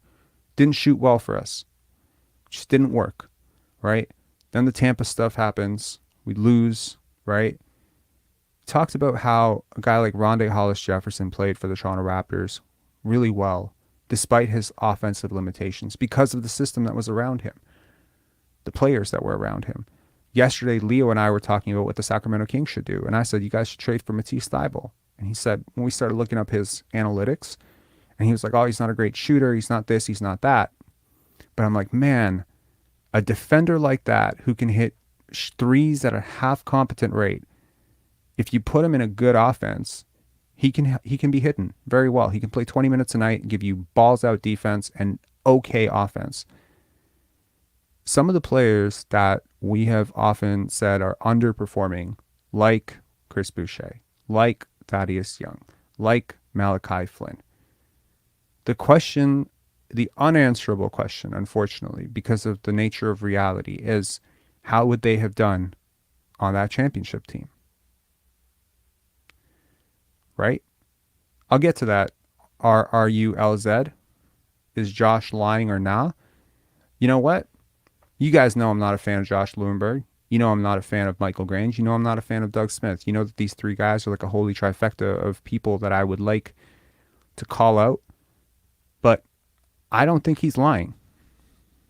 I don't think he's lying. I think he's just being scapegoated now because this didn't work out too well. Okay? That's what I think. I don't know. I don't know, Josh. Maybe if he's watching, come on. Let's talk about it. Let's figure out who your inside source was. Because I got to tell you, this is a very big deal. This news article of him rejecting $114 million contract was everywhere. Everywhere.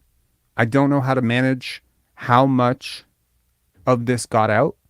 I don't know how, I can't assess it. I can't go and count every single Twitter impression, every single Twitter retweet. Clutch Points had it out there. Man, anyone who is anyone put this out there. I can't say that for certain. I don't know if Shams or someone tell me in the chats if Shams or Woj put it out as well. But that's crazy. So this is now damage control.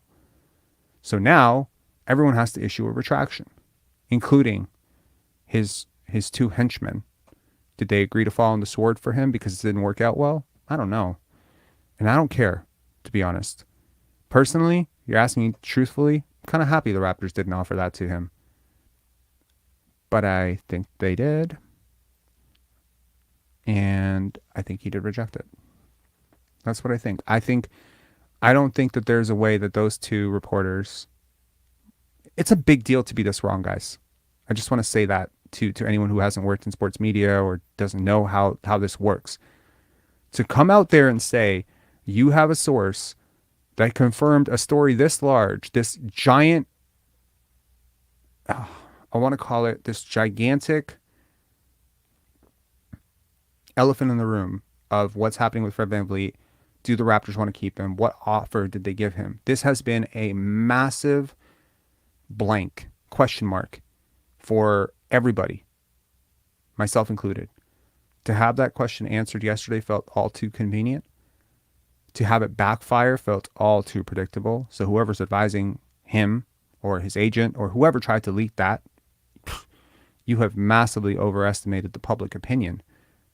But to leak it, retract it, say it didn't come from you, I don't know. Who did it come from? Is that him being facetious? It came from me. It came from his agent, but it didn't come from him, or did it really not come from him? Personally, when I see Josh Lewenberg's tweets throughout the game, when I see him, when I see his talking points, when I see Doug Smith's talking points, when I see how they address him, how they address questions to him, how they present his bad games versus how they present somebody else's bad games, you'd have to be crazy to think that these guys don't have a good relationship. They definitely do. And I just don't think that they were expecting to get called out on it so much. So to you, the community, thank you. Someone said, I bet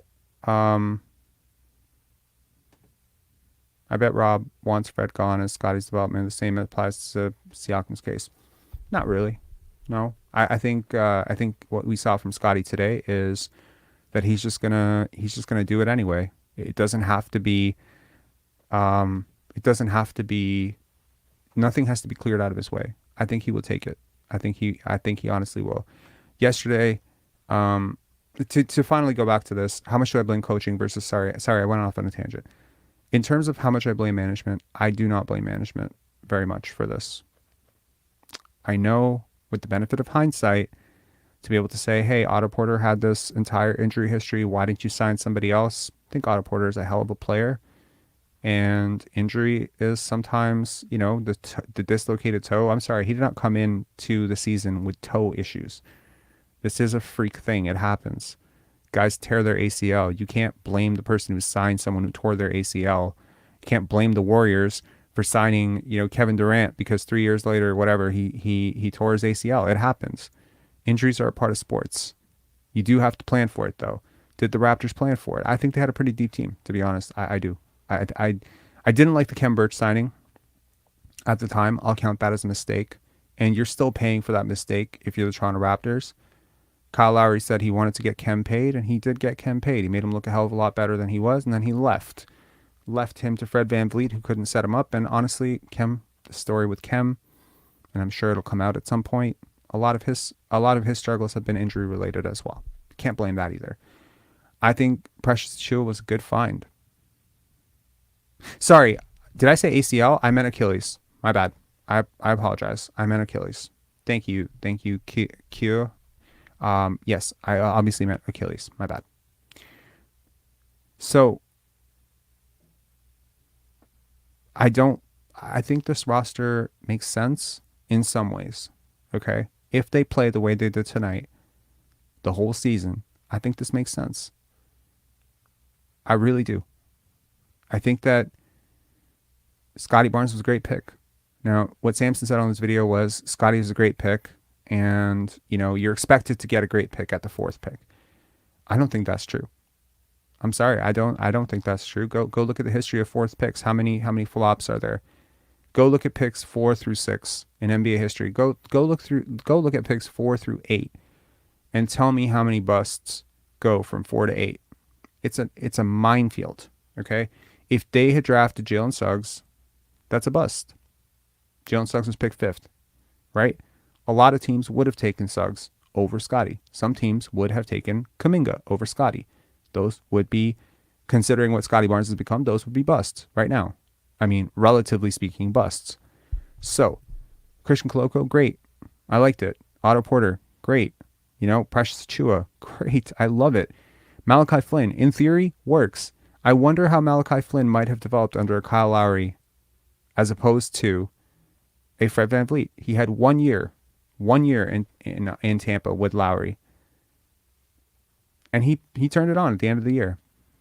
Would you have been surprised based on what you saw in that final month from Malachi Flynn? Granted, we were tanking, but he was playing relatively well. Would you have been surprised if I told you by year 3 that if you had a moment at that moment, would you have said he was a good pick? I don't think people were that sour on that pick after the first year. It was only after the 2nd and 3rd year. Has OG Anunoby developed the way we would have anticipated 3 years ago? Probably not. I think there was a lot of expectation the year after Kawhi left that he would take a major step up. Injuries have always been a part of the equation with OG, unfortunately. Bad luck and injuries. Owen says, wasn't Malachi Rookie of the Month? Yes, he was. Yes, he was. He put up a couple of really big games. In terms of, the other roster moves, Aaron Baines, right? Like, it happens. You screw up on something, especially with guys over 30. You never know where that cliff is going to be. Yeah, is it your job as a front office to predict that very well? Yeah, but nobody bats 100. A lot of free agents that don't work out, guys. What I do appreciate is that it was a very short-term contract and that he was gone the very next year. Just gone. No harm, no foul. Chris Boucher, that first contract he signed, great. Second contract he signed, very movable. And it scales in descending order. So they front-loaded that contract. Smart move, right? You don't think that, based on the playoffs he had, by a lot of metrics, he was your best player in the playoffs. I know that sounds like a hot take to some people. Go check some metrics, not all metrics, not the good ones, but some metrics would have you. He was consistent in the playoffs. I don't think that James Welsh, they messed up trying to go for Giannis. I don't think that's a mess up at all. No, I don't agree with that. Sorry, sir. I don't agree with that, James. I think that's a great idea. You can't tell me a year before Giannis made his decision to stay in Milwaukee that he wasn't going to come. Okay? They didn't lose anything. They maintained some amount of flexibility. Maybe they lost out on a mid-level exception guy because they went with Aaron Baines over someone marginally better or maybe significantly better. But it's not the end of the world. You didn't trade away a superstar trying to clear cap space. You didn't offload 4 draft picks to offload a bad contract. Like, they didn't go 2 in, right? Teams that win championships and then immediately have their core descend into their late 30s and or retire and or leave, usually those teams end up bad for like 4 or 5 years. You want evidence of that? Chicago Bulls. Chicago Bulls, after they lost their championship core, Michael Jordan, Scottie Pippen, Dennis Rodman, they were all gone. They weren't on the team next year. You had Tony Kukoc. How long did that team take to get back to credibility? You remember Jamal Crawford, Marcus Fizer. Oh yeah, I was a big Bulls fan. And I can tell you that team took forever. The New York Knicks, not that they won a championship in recent memory, Allen Houston, Latrell Sprewell, Patrick Ewing. When those guys left, how long were the Knicks terrible? The Detroit Pistons, an early run of dominance throughout much of the early 2000s, okay? This is before they traded for Rasheed Wallace. After they traded for Rasheed Wallace, they were in it every year. You can say they weren't a top 3 option, but I think if you're a great organization with a veteran team, being a top 6 option for a championship and then rolling the dice every year is a great way to win one at least. Some teams, they look like dynasties. The Chris Bosh, Dwayne Wade era, Miami Heat. Yeah, that was a pending dynasty. You could even argue them winning 2 rings is a flop. They should have won 4, maybe. Maybe that's the Kevin Durant, Steph Curry Warriors, right? How are they doing? The Warriors and the Raptors over the last 10 years have been the 2 most successful franchises. Go measure the wins over the last 10 years and tell me the 2 teams that are at the top. Now tell me, prior to Masai Ujiri, Bobby Webster, Dan Tolzman, Jeff Waltman, all the people who've contributed, the brain trust, all the scouts, everything that has contributed to this run of incredible basketball. I don't want to say incredible basketball, but incredibly successful seasons, incredibly successful teams where 60 plus 59 wins wasn't enough. Oh, we didn't make the second round. How much have we changed? I talk to desperate fan bases every day. I talk to dudes who are in the Detroit media. Oh man, the problems they have and the way they think, it's crazy. No offense, Leo. I don't know if you're watching this. Leo's a friend of mine. I brought him on a couple of times. Obviously, he's a Kings fan, right? One of the things I noticed about him, really, really wants to make the playoffs. He thinks that they have a chance, and I'm not joking about it. Like he thinks that they have a chance that they can make a move to make the playoffs. And for a fan base that is deprived of something to cheer for 16 years, that's a great example. The Sacramento Kings, right?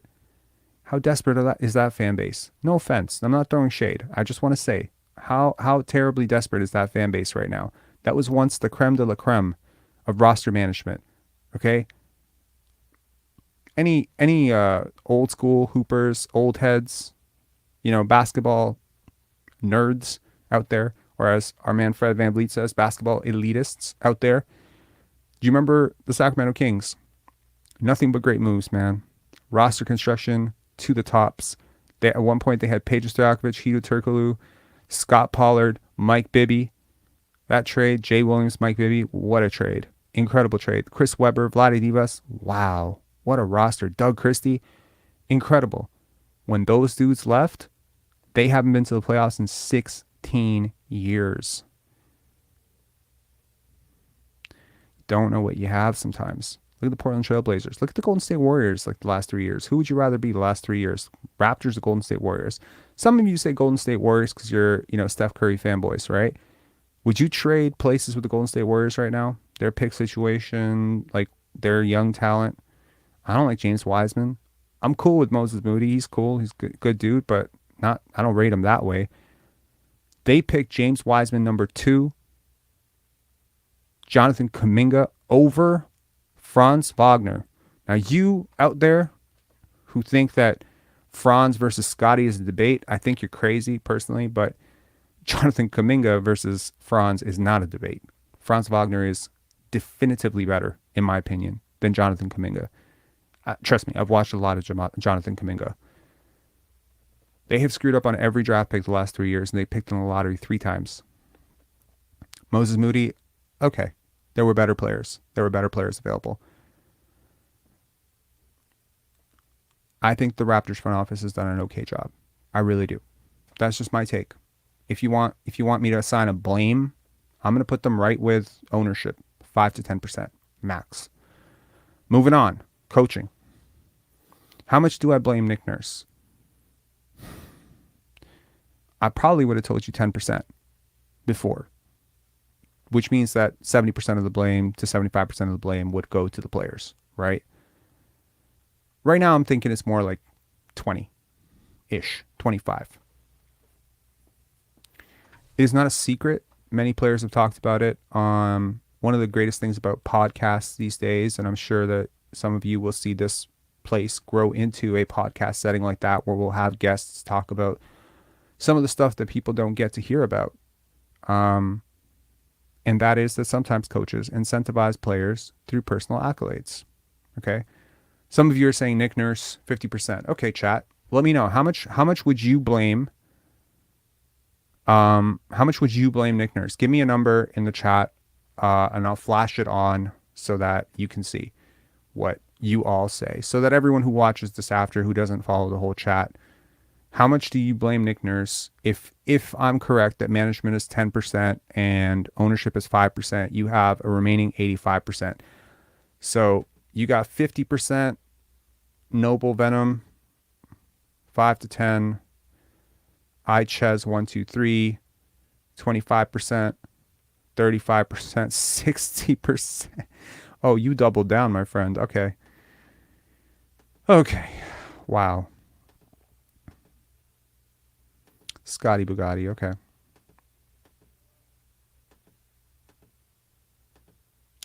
I think that's enough. I'm going to say I blame Nick Nurse about 25%. Yeah, that's where I'm at with that. Oh, wow. Okay. We have a 0% Nick Nurse. Wow. We're still getting answers. All right. Well, I'll flash them all on the screen for you guys. SGE. Fred VanVleet 30%. Okay.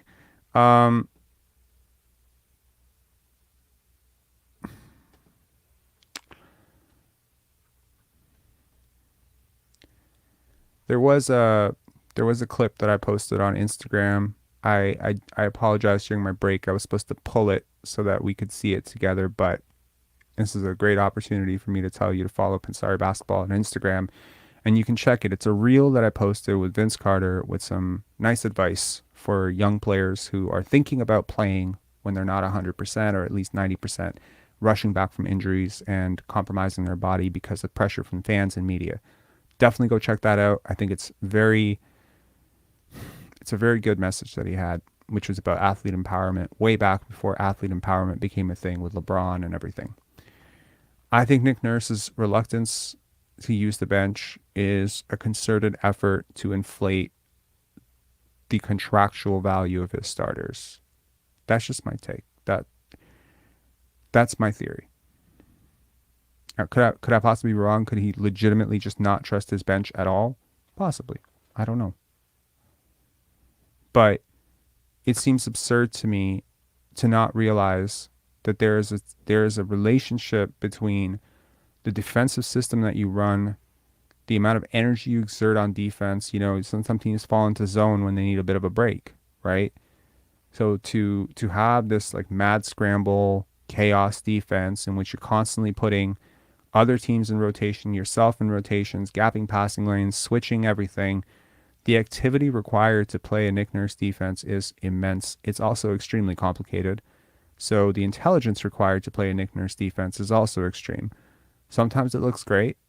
It's looked better recently. Sometimes it looks downright awful as you give up corner threes and open dunks the entire night to a really good team.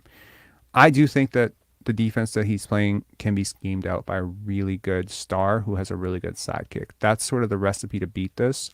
If you're a star like Giannis who doesn't have a really good sidekick, like if Giannis has to go into the playoffs against the Raptors, let's say the Raptors latch on to one of those play-in spots and they face Giannis in the first round, and Giannis doesn't have Drew Holiday and he doesn't have Chris Middleton because they're out with injuries, I think the Bucks are going to lose that series, to be honest, because you can stop one guy this way. I don't think you can stop two.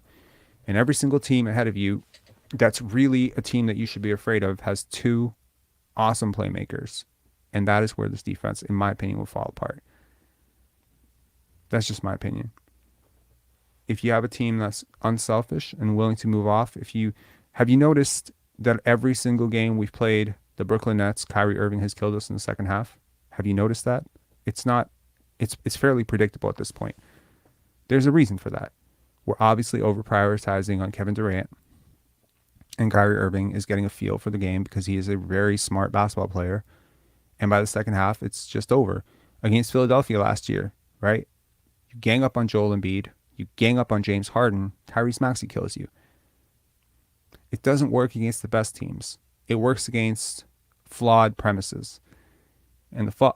And yes, at the very elite level, when everyone is dialed in, Vision 6-9 and everything, it can look downright amazing. We saw it in the playoffs too. When Fred VanVleet went out, and you weren't playing an injured Fred VanVleet, way past when he was effective in that series, defensively and offensively, he was not effective. Horrible series from hell. So then you saw it. Like, there is potential here. Is loyalty to certain guys clouding Nick Nurse's vision? That's always been my suspicion. And if that is the case, and you have created a monster, then it is your responsibility. So I would say Nick Nurse 25%. Now the players. How much better would this season be if Scottie Barnes was a 34% three-point shooter on decent volume, who didn't constantly, I think you could make a case that you might be 2 games better off, maybe. How much better would this season have gone if, Fred VanVleet played a little bit more like tonight and a little bit less like that Philadelphia game, 0 for 11. Well, that's not even fair. I mean, like, ball dominant Freddie. How much better would this team have been? Probably a hell of a lot better. Would this team be better if Pascal Siakam didn't have to play so many minutes, have such a large load on offense so he could still be relatively competent on defense? Because while it's a bit disingenuous to say he's not relatively competent, because the word relatively, he is relatively competent on defense. But Pascal Siakam can be an overwhelmingly positive defender, and I don't think he has been that much of an overwhelmingly positive defender this season. I don't think Scottie Barnes has been an overwhelmingly positive defender this season.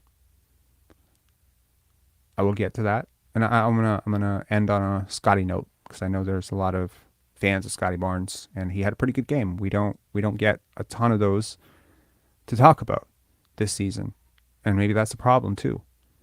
Precious Achiuwa, I mean, what are you expecting? It's a late 20s pick. Malachi Flynn, same thing.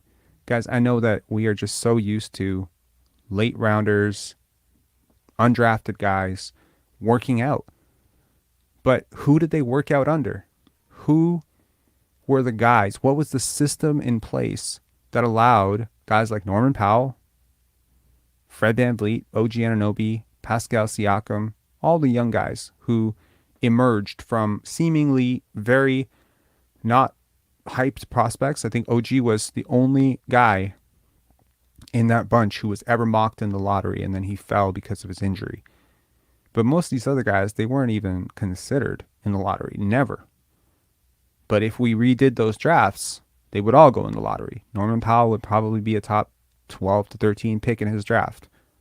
Maybe higher than 13, but he was picked 45th, 44th. I think he was picked in the 40s, if I'm not mistaken. Delano Banton, for a 45th pick, he's been incredible. Christian Koloko, again, for a 33rd pick, he's been incredible. I think he'd be incredible for a 23rd pick, given his size and complexity. Okay? So I think that the players on this roster have done relatively well. How much do I really blame the players? I don't know. 15%? Okay. Well, now we have a very imperfect equation, because we got, let's count it out. Okay. We got 15 for the players. We got, let's say, 25 coach. We got 10 for management. We got 5 for ownership. That's not true. So we are at 40, 50, 55. Oh no, there's 45% left. What the hell are we doing with 45%? I'll tell you what. Here's my magic answer.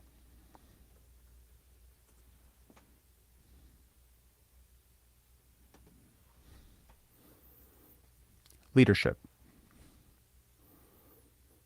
Whoever is in charge of leadership in your organization to set the tone of your organization. What are the expectations when I walk in the door as Terrence Davis, Yuta Watanabe, guys who've done really well and elsewhere, guys.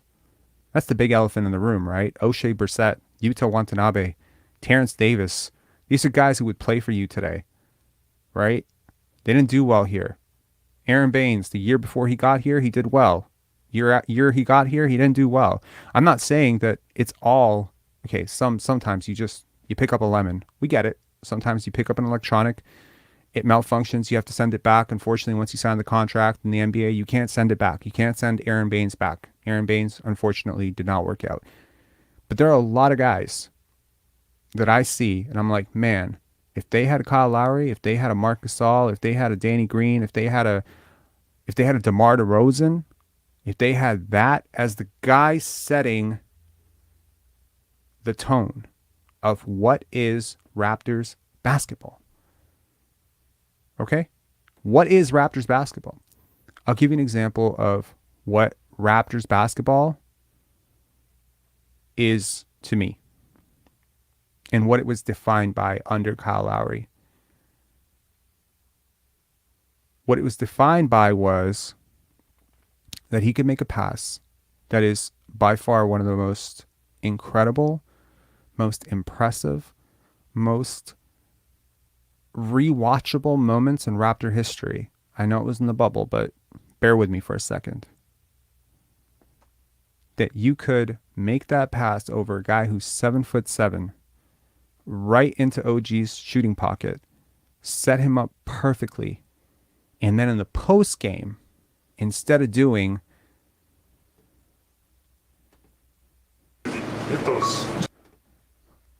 what that guy would have done, which would have been to take a dig at all the people who said he couldn't pass, he'd be like, and they said that I couldn't pass. I don't know why I just gave him that accent. Don't mock me. But seriously, could you imagine? That's how he would have reacted to that, right? That's not selfless. But how did Kyle Lowry react? I don't care how he felt. I'm saying, how did he react? What did he make the talking point in the media? I will never forget it. It was one of the best passes I've ever seen in NBA history. It's one of the best passes anyone's seen in NBA history. Twitter was buzzing over the shot, over the pass that he made. And what did he say? Let's not talk about me, guys. Let's give OG his flowers. He's the one who made the shot. Oh, if you don't get goosebumps when you hear a quote like that. Good people are givers. They're energy givers. Bad people, they're energy takers. Not calling bad person. I just want to say that there's a difference between energy givers and energy takers. And I'm not about to read tarot cards for you, but I am telling you what is objectively a fact. You don't believe me? You talk to a really good person. You talk to someone who's really got a good heart. Yesterday, I'm going to talk about the good part, the bad part. You've been around a toxic person, someone who just talks about their problems all day, someone who's always talking about themselves. You want to talk about you a little bit. They don't want to listen. They just want to talk about them. My life has been full of a lot of toxic people, but it's also been full of blessings. We're at that part of the chat where I get a little bit personal. If you don't want to hear about what I got to say about life, I promise you I don't have that much more to say about Fred VanVleet or anything, but I do want to tie this up because we're at 3:16 and I want to get out of here before 3:22. I had a lot of bad people in my life. I grew up in government housing. I grew up in buildings. I don't know if I ever shared this story, but I remember when I was a kid, I asked my dad why we didn't have a bed. And he said, because bullets. He said bullets. That was it. He said bullets. That's what he said. I grew up around a lot of people who were just bad for your health. They would lie to you. They would manipulate you. They drained you, man. You felt different when you were with them. You talked to this person for 10 minutes, and I swear to God, you would look at your watch and you would think 2 hours passed by. Right? But that's not how good people are. In grade 6, right, I had a teacher who saw what I was going through. She was an angel. She was a very good person. She would hold me in detention every single day until 5:30, because she knew that that's when I would be safe going home. Thank you, Sean. I appreciate it. Appreciate the super sticker, man. She would, and we would spend that time talking about life. She would say, Robert, you're a gifted child, but I don't think that you're in a gifted situation. So for this hour and a half, she would put me in trouble for anything. She would hold me in detention for getting up in class. She'd be like, Robert, I need to see you in detention after class. It was a running joke. She was an angel. We would spend that hour and a half and she would tell me about life. She would tell me about things that I wasn't hearing at home, and she would build up my self-esteem in such an impressive way because I was a young kid who needed guidance. Do you know how many young men need guidance in this world? Do you know how many young men, unfortunate as it is, come to the Raptors maybe not having had stable father figures in their lives? They're looking for that in their head coaches, in their older teammates, in their leaders. Young men, young women need leadership. I would love to have a leader like Kyle Lowry or DeMar DeRozan, someone who inspires me, someone who gives me credit, someone who doesn't throw me under the bus in the media. Man, that might nurture my soul a little bit.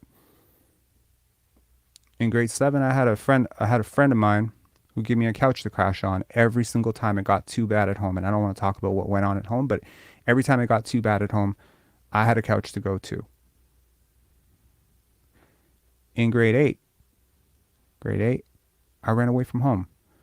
I ran away from home and I had no money, no plan, but I couldn't take it anymore. I was 13, 14 years old. I'm on the streets. And I meet this woman who's wearing 6-inch heels. You know where this is going? She was a prostitute. 6-inch heels.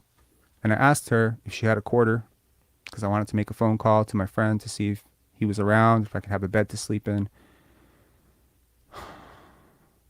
And she gave me $1. She gave me a loonie. This is when we first moved to Canada, by the way. That was like around that time. And she gives me this loonie. I call my friend. He doesn't pick up. I come back. I give her the loonie. And, she was just like, man, you're really honest, kid. Like, come, let's talk a bit. Like, that night, like, we talked. We walked. She sold some cigarettes. She got me like $5-10. She got me a meal to eat. I remember, like, this is weird to share this on a basketball chat, but I remember telling her that I had to go into the coffee time. It was like, those of you who are from Toronto, like, coffee time, right? She said, you have to go in and get it. They won't let me inside. I didn't understand it. I didn't understand why such a good person couldn't go into coffee time. No prostitutes allowed in coffee time, apparently, despite the reputation of coffee time being somewhat of a slimy place. No, she was not allowed. She was an undesirable human being. I tell you, I saw this woman like 15 years later, and I told her what became of my life, and I gave her a big hug because, that night, she talked me out of staying on the streets. She told me to go back home, take it, do whatever, and she inspired me, man. She gave me a blueprint for my life. She said, put your head down, deal with it. One day it'll be over. You'll be an adult. Put together your money, stack your paper, build for your future, go to school, study hard, get out of this. I fell off the tracks again. Final angel in my life. I had a teacher in grade 11 who caught me slacking. She was my English teacher. She hated my guts because I was skipping her class. I thought she hated my guts. I really thought she hated my guts. I swear to God. I was in all the wrong crowds. By the way, at this point, I was in all the wrong crowds. And I don't want to say I was like doing anything crazy, but I mean, shoplifting and stuff like that when I was younger, getting into trouble, getting into detention, getting into fights, all sorts of stupid shit that kids do who don't have father figures in their lives. And I did not have a father figure in my life. And I was a very lost young man. Very lost young man. Like a lot of kids who come to the NBA. They're a lot like I was, I think. Except they're way, way, way, way more talented at basketball. But they have big dreams for their lives. But they have triggers and they have traumas, and they have violence in their lives, and they have all sorts of problems that most people who attend these games, who have the money to attend these games, have never even experienced for a second.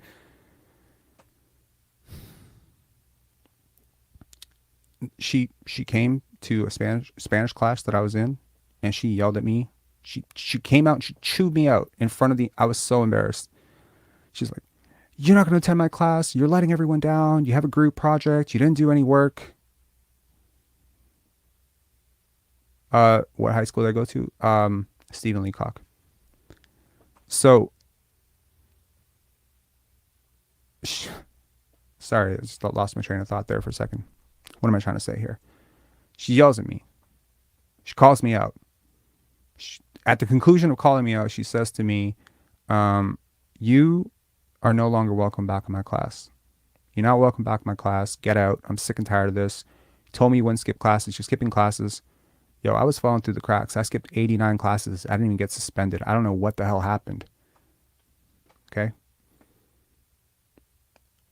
I went home and I thought about it.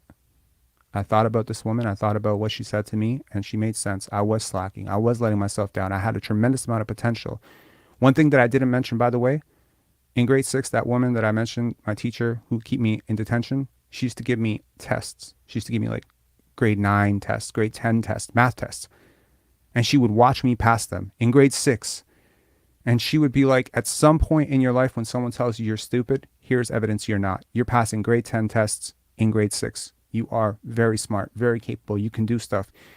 You need messages like that when you have people in your life that are supposed to love you, like your teammates, like your coaches, like your parents, like your uncle, like whoever, that are telling you you're garbage, you're never going to amount to anything. When you live around garbage, when you walk into your elevator and there's pee there and you think, this is where I come from. You come from government housing, you live shelter to shelter, you're on the streets, and you start to embody that. You start to become that. I'm promising you it's true. Talk to anybody who's been through it. It's hard to get out when your self-concept is so ruined as a human being. That's tough. Back to grade 11. I go back to her class. She said, I thought I told you not to come back. I was like, "Miss, I have a letter for you. Can you just please read it?" She reads it in front of the class. It's so awkward. People are filtering in. She reads it. She says, "Go take your seat." In that letter, I said, "I promise not to disrespect you again. I'm sorry." And I never did. But she still didn't like me. She never, ever liked me. I swear to God, she would pick on me so hard. I just kept taking it. I'm like, because this person loved me enough to come to my class and yell at me when all these other teachers are just letting me slide through the cracks, and they don't think I'm anything. They think I'm garbage. They think I'm useless because I dress a certain way, I talked a certain way, I looked a certain way, and they just saw problems. I was angry. They were just like, this kid's going to be in prison or something. Fuck this kid. Okay. Next year, I enroll in a class. I didn't know she was the teacher. She's the teacher. I walk in the first day, and what does she say? She says, "This is a really hard class. It's going to require a lot of hard work. This is probably not for you. It's okay. Like, you can leave if you want." I'm like, "No, I want to work hard." First assignment I turn in, I get an 87. Yo, I got to tell you guys, I never got anything less than a 97 the rest of the way through. She gave me 97s across the board. Here's the crazy part. It wasn't just that class. Doing well in that class, having this woman who just cared enough about me to come and yell at me in my Spanish class, it made me do well in all my classes. All my classes. I was rocking them. I was playing 3 sports, and I went to all my classes, almost all my. I still skipped 6. Trust me. I was big on skipping classes. I still skip 6, but that's a far cry from 89. Okay. At one point, I got 5% in math because I skipped like 86 classes, and the guys, it's crazy. Like, to say that it's funny because I'm gifted in math, and I got 5% in math because I just didn't give a shit, and I was falling through the cracks, and I was focusing on all the other stuff. Okay. This woman, she elevated my self-esteem. She made me believe that there was a life beyond what I was currently in that was better. She gave me a better dream than the one I had for myself. Because I got to tell you, I don't know what dream I was dreaming for myself. Doing the shit that I was doing, I have no idea what dream I was trying to live. But this is the truth.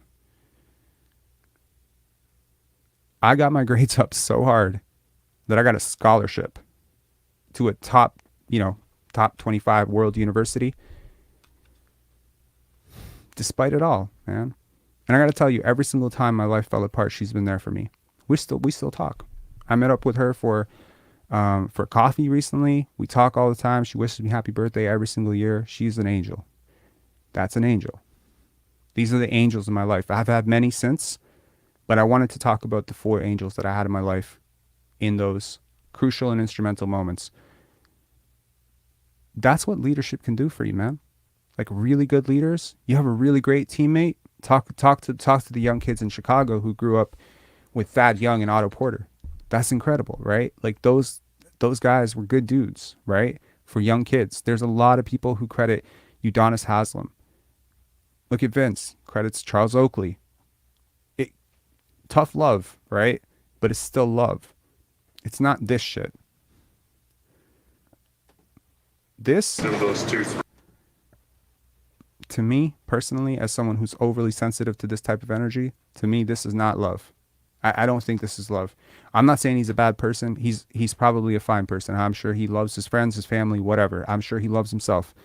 But to me, if I was in a locker room with a guy like this, it would drain me immensely. So I empathize with any person that I identify with that's had to come into a situation with this guy as my leader. He talks about things like wasting all his bullets or whatever in training camp. I don't know, man. I don't know how it's possible to care about yourself this much and still care about other people from a good place, personally. So if you want my honest opinion, what's missing from the Raptors locker room is love. Love, leadership, empathy, caring, support. Tim Duncan genuinely supported his teammates. Say whatever you want, man. He loved Tony Parker. He loved all his teammates. I don't know if he loved all his teammates. I don't know Tim Duncan, but I can tell you I've met good leaders in my life. I've spotted them. They're supportive. They're nurturing. They're tough. They're tough. They're blunt. They tell you what you need to hear when they're not soft with you, but they do it from a place of love. And for young men who are 19, 20, who don't have that in their lives, to meet a man who can override you this way, it's just an extension of every fucking other person you've met in your life who did the same thing to you. It disempowers you. But for those who do come in with a healthy self-esteem, who come in knowing who they are, loving who they are even, with supportive families, with supportive friends who surround themselves with good people, they will not vibe with this and they will leave. So that's sort of where I'm at. I think this locker room needs leadership. I think this team needs leadership. For too long, Masai Ujiri, Kyle Lowry have been the face of this team. In a lot of ways, Masai was the face of this team. Lowry wasn't perfect, but I think he did what he did from a sincere place. I don't think you ever had to second guess him. I don't think he leaked stuff to the media, and none of that shit really came out because he was a tone setter, right? You don't usually hear. You want to know the clearest example of what I mean by leadership? Look at the force of a leader that Tim Duncan was as a San Antonio Spurs. Selfless, committed, hardworking, but totally selfless. Gave up so many accolades for the betterment of the team. Played less minutes so that he would be healthy in the playoffs. Why do you think that is? You don't think it cost him a couple of all-NBA stuff? You don't think he could have demanded Greg Popovich play him more minutes? He's a star player. He can do whatever the hell he wants. He's a top 5 player. He can ask, play me 40 minutes or get out. Tim Duncan didn't care about that stuff. He cared about winning. And he trusted his coach enough to say, well, if you think that me playing 29 to 35 minutes a night is going to help you win in the playoffs, thanks, MSJ. If you think that that's going to help you win in the playoffs, then we're going to be cool with that. Okay? I'm going to trust you. You guys think that it's all on Nick Nurse that Fred VanVleet's playing 37 minutes, right? You think it's all on Nick Nurse? You think Fred VanVleet wants to play less minutes and he's forcing him to play 37 minutes? I don't think that's true. Given the relationship that they've had, there are so many times where I believe that Nick Nurse would prefer to play him fewer minutes. But my man grew up in the early 2000s, so raw box score stats are it. And getting paid, right? I think that matters to a lot of guys. Look, money will come. Tim Duncan made a tremendous amount of money in his life. LeBron's made a tremendous amount of money in his life. Dirk took hits on his contract. Duncan took hits on his contract. No one is asking athletes to sacrifice money. I will not target millionaire athletes to give billionaire owners discounts. I don't believe in that shit. You're never going to hear me say that a player should be, open to giving a team-friendly, discount. I don't give a shit about that stuff. Kyle Lowry, I never had an issue. Take your money, earn the bag. Fred VanVleet, earn the bag. I don't care. If these guys were doing it the right way, yeah, that's different. Kyle Lowry evolved into a leader. Maybe, Fred VanVleet was always more of an assertive, I'm the guy, I'm the leader. He's often said that from day one, he had a leadership role within this team, that he took that mantle. I just think leaders need to be more supportive, man. Personally, I do. That's one thing that I've learned as a leader is how to not burn people out. Because I can tell you that I have created some very, very bad work environments for people by burning them out, by being too critical, right? It's important. It may not seem important, but it's important.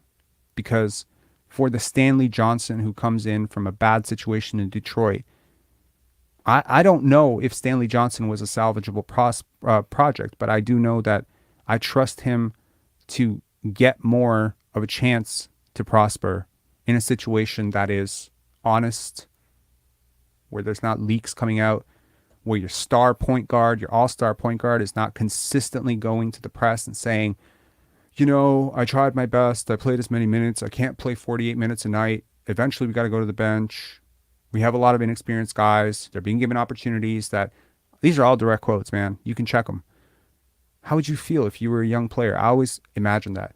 Justin Champagny saying, let me out, like whatever he said, like that Instagram post. When's the last time you saw that? When's the last time? When is the last time that a Raptor player basically, what was it, free Jeff? Sorry, not free Jeff. That's my slogan. Free Jeff Doughton. Free Justin or free me or whatever. That just doesn't happen. And Justin Champagny's a really good dude. Talk to all the people that have coached him and talked about him in the media. He's a good dude. Just didn't work out for you. Delano Banton, not quite working out for you as well as Norman Powell did, right? So my question is, has the Raptors staff, just gotten worse at talent evaluation? I wouldn't put my money on that. I think they've probably gotten better. As such things go, when I compare Masai Ujiri as a scout, 2002, 2003, to where he was in 2012, 2013, I would say he's drastically better. I think he's a guy who learns from his mistakes. Bobby Webster, same thing. Very young man. Some of you may not know it, but Bobby Webster is barely older than me. I think he might even be my age. Maybe he's 2-3 years older. He's in his 30s. I know that. He's definitely in his 30s. So these are guys who are getting better, right? This is an organization that is getting better.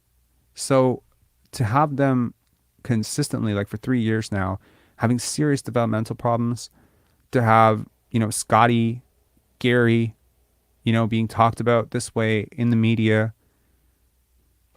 It's one thing I said to Blake is, I don't remember the last time in Raptor history that happened. I don't remember Terrence Ross, even, when the organization was bad. I don't remember Chris Jeffries. To those of you real ones, no, that came out wrong. Those of you lifers, you remember Chris Jeffries? Let me know if you remember Chris Jeffries and Kareem Rush. If you remember that period of Raptors history. Do you remember Ed Davis? You remember Terrence Ross? Remember Rafael Arujo? Do you remember these guys? Bobby is 38. Thank you very much, Litmus.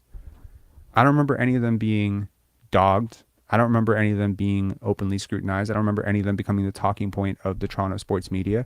Where do you think that's coming from? It's the same dudes, man. Grange has been there for his whole life, basically. Since the beginning, Grange has been pretty much there. Leo, Jack, these are the same heads, the same people. What's changed? Ask yourself that. Anyway, that's it from me.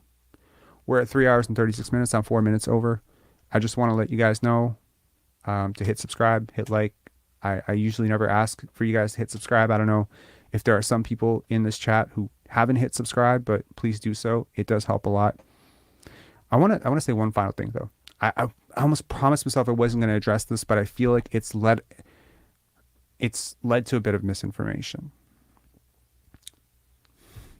I'm sorry. I have to do it. There is a certain YouTuber who spent 30 minutes. Okay. Just don't say the name. Don't say the name. Okay. Just don't say it in the chat. We're not trying to drive traffic over there. Okay. I just want to address a part of it that was a bit of a lie. Well, there's a lot of it that was a lie, but I want to address the one part that is very important that was a lie. He mentioned that there's no money in live streams. That is not true. Okay. Live streams can be monetized. Live streams have, he mentioned that it was super stickers or whatever, that you can have super stickers. That's cool. I don't want anyone to feel like I can't monetize these videos and then you guys feel pressured to give super stickers because you don't have YouTube channels. You don't know how this works. These videos can be monetized, which means that when it goes live, I just click monetize. It doesn't pay much. Yeah, if it gets 4,000 views, it'd be like $20 or whatever. But trust me, I'm not doing this for the money. So I just wanted to put that out there. There's a lot of other lies. I don't want to talk about that. Fuck that. I don't care about that. But I wanted to address that because last live, there was a string of crazy number of stickers that went off, $50, $20. It was people going crazy. And when I watched that video back, I was like, oh no, these people think I'm doing this, like, and I'm not making any money off of it. And I just wanted you guys to know that that's not true. There's a lot of other lies. I'm telling you, it bothered me. I laughed about it a little bit. It's okay. We're going to let it sit. But just wanted to let you know these videos are monetized just in case, I don't know, maybe you start a YouTube channel and you yourself don't figure out how to switch a little button on. You can monetize chats. You can monetize live streams. But the main purpose of live streams is to connect with your community. And I'm very, very happy to have had a chance to connect with you guys tonight. Yejun, don't say that. Just I said don't mention and you mention. Anyways, all right. Great win for the Raptors tonight. Great to see team ball. Loved it. Really cool. Nice to have a 3-hour chat. Yeah, let me know in the comments once this video goes live if you have any suggestions for future lives. Like, do you want the call shorter? I'm not going to take all of them. I just want to kind of hear what you guys have to say about it now that we've done quite a few of these 4-hour, 3 hours of stuff. Like a little less personal. Let the guests talk more. Rob talk less. More videos, less videos, more stats, whatever. Let me know. We're trying to get better here. I hope we are trending in the right direction. Cheers, man. Have a good one and good night.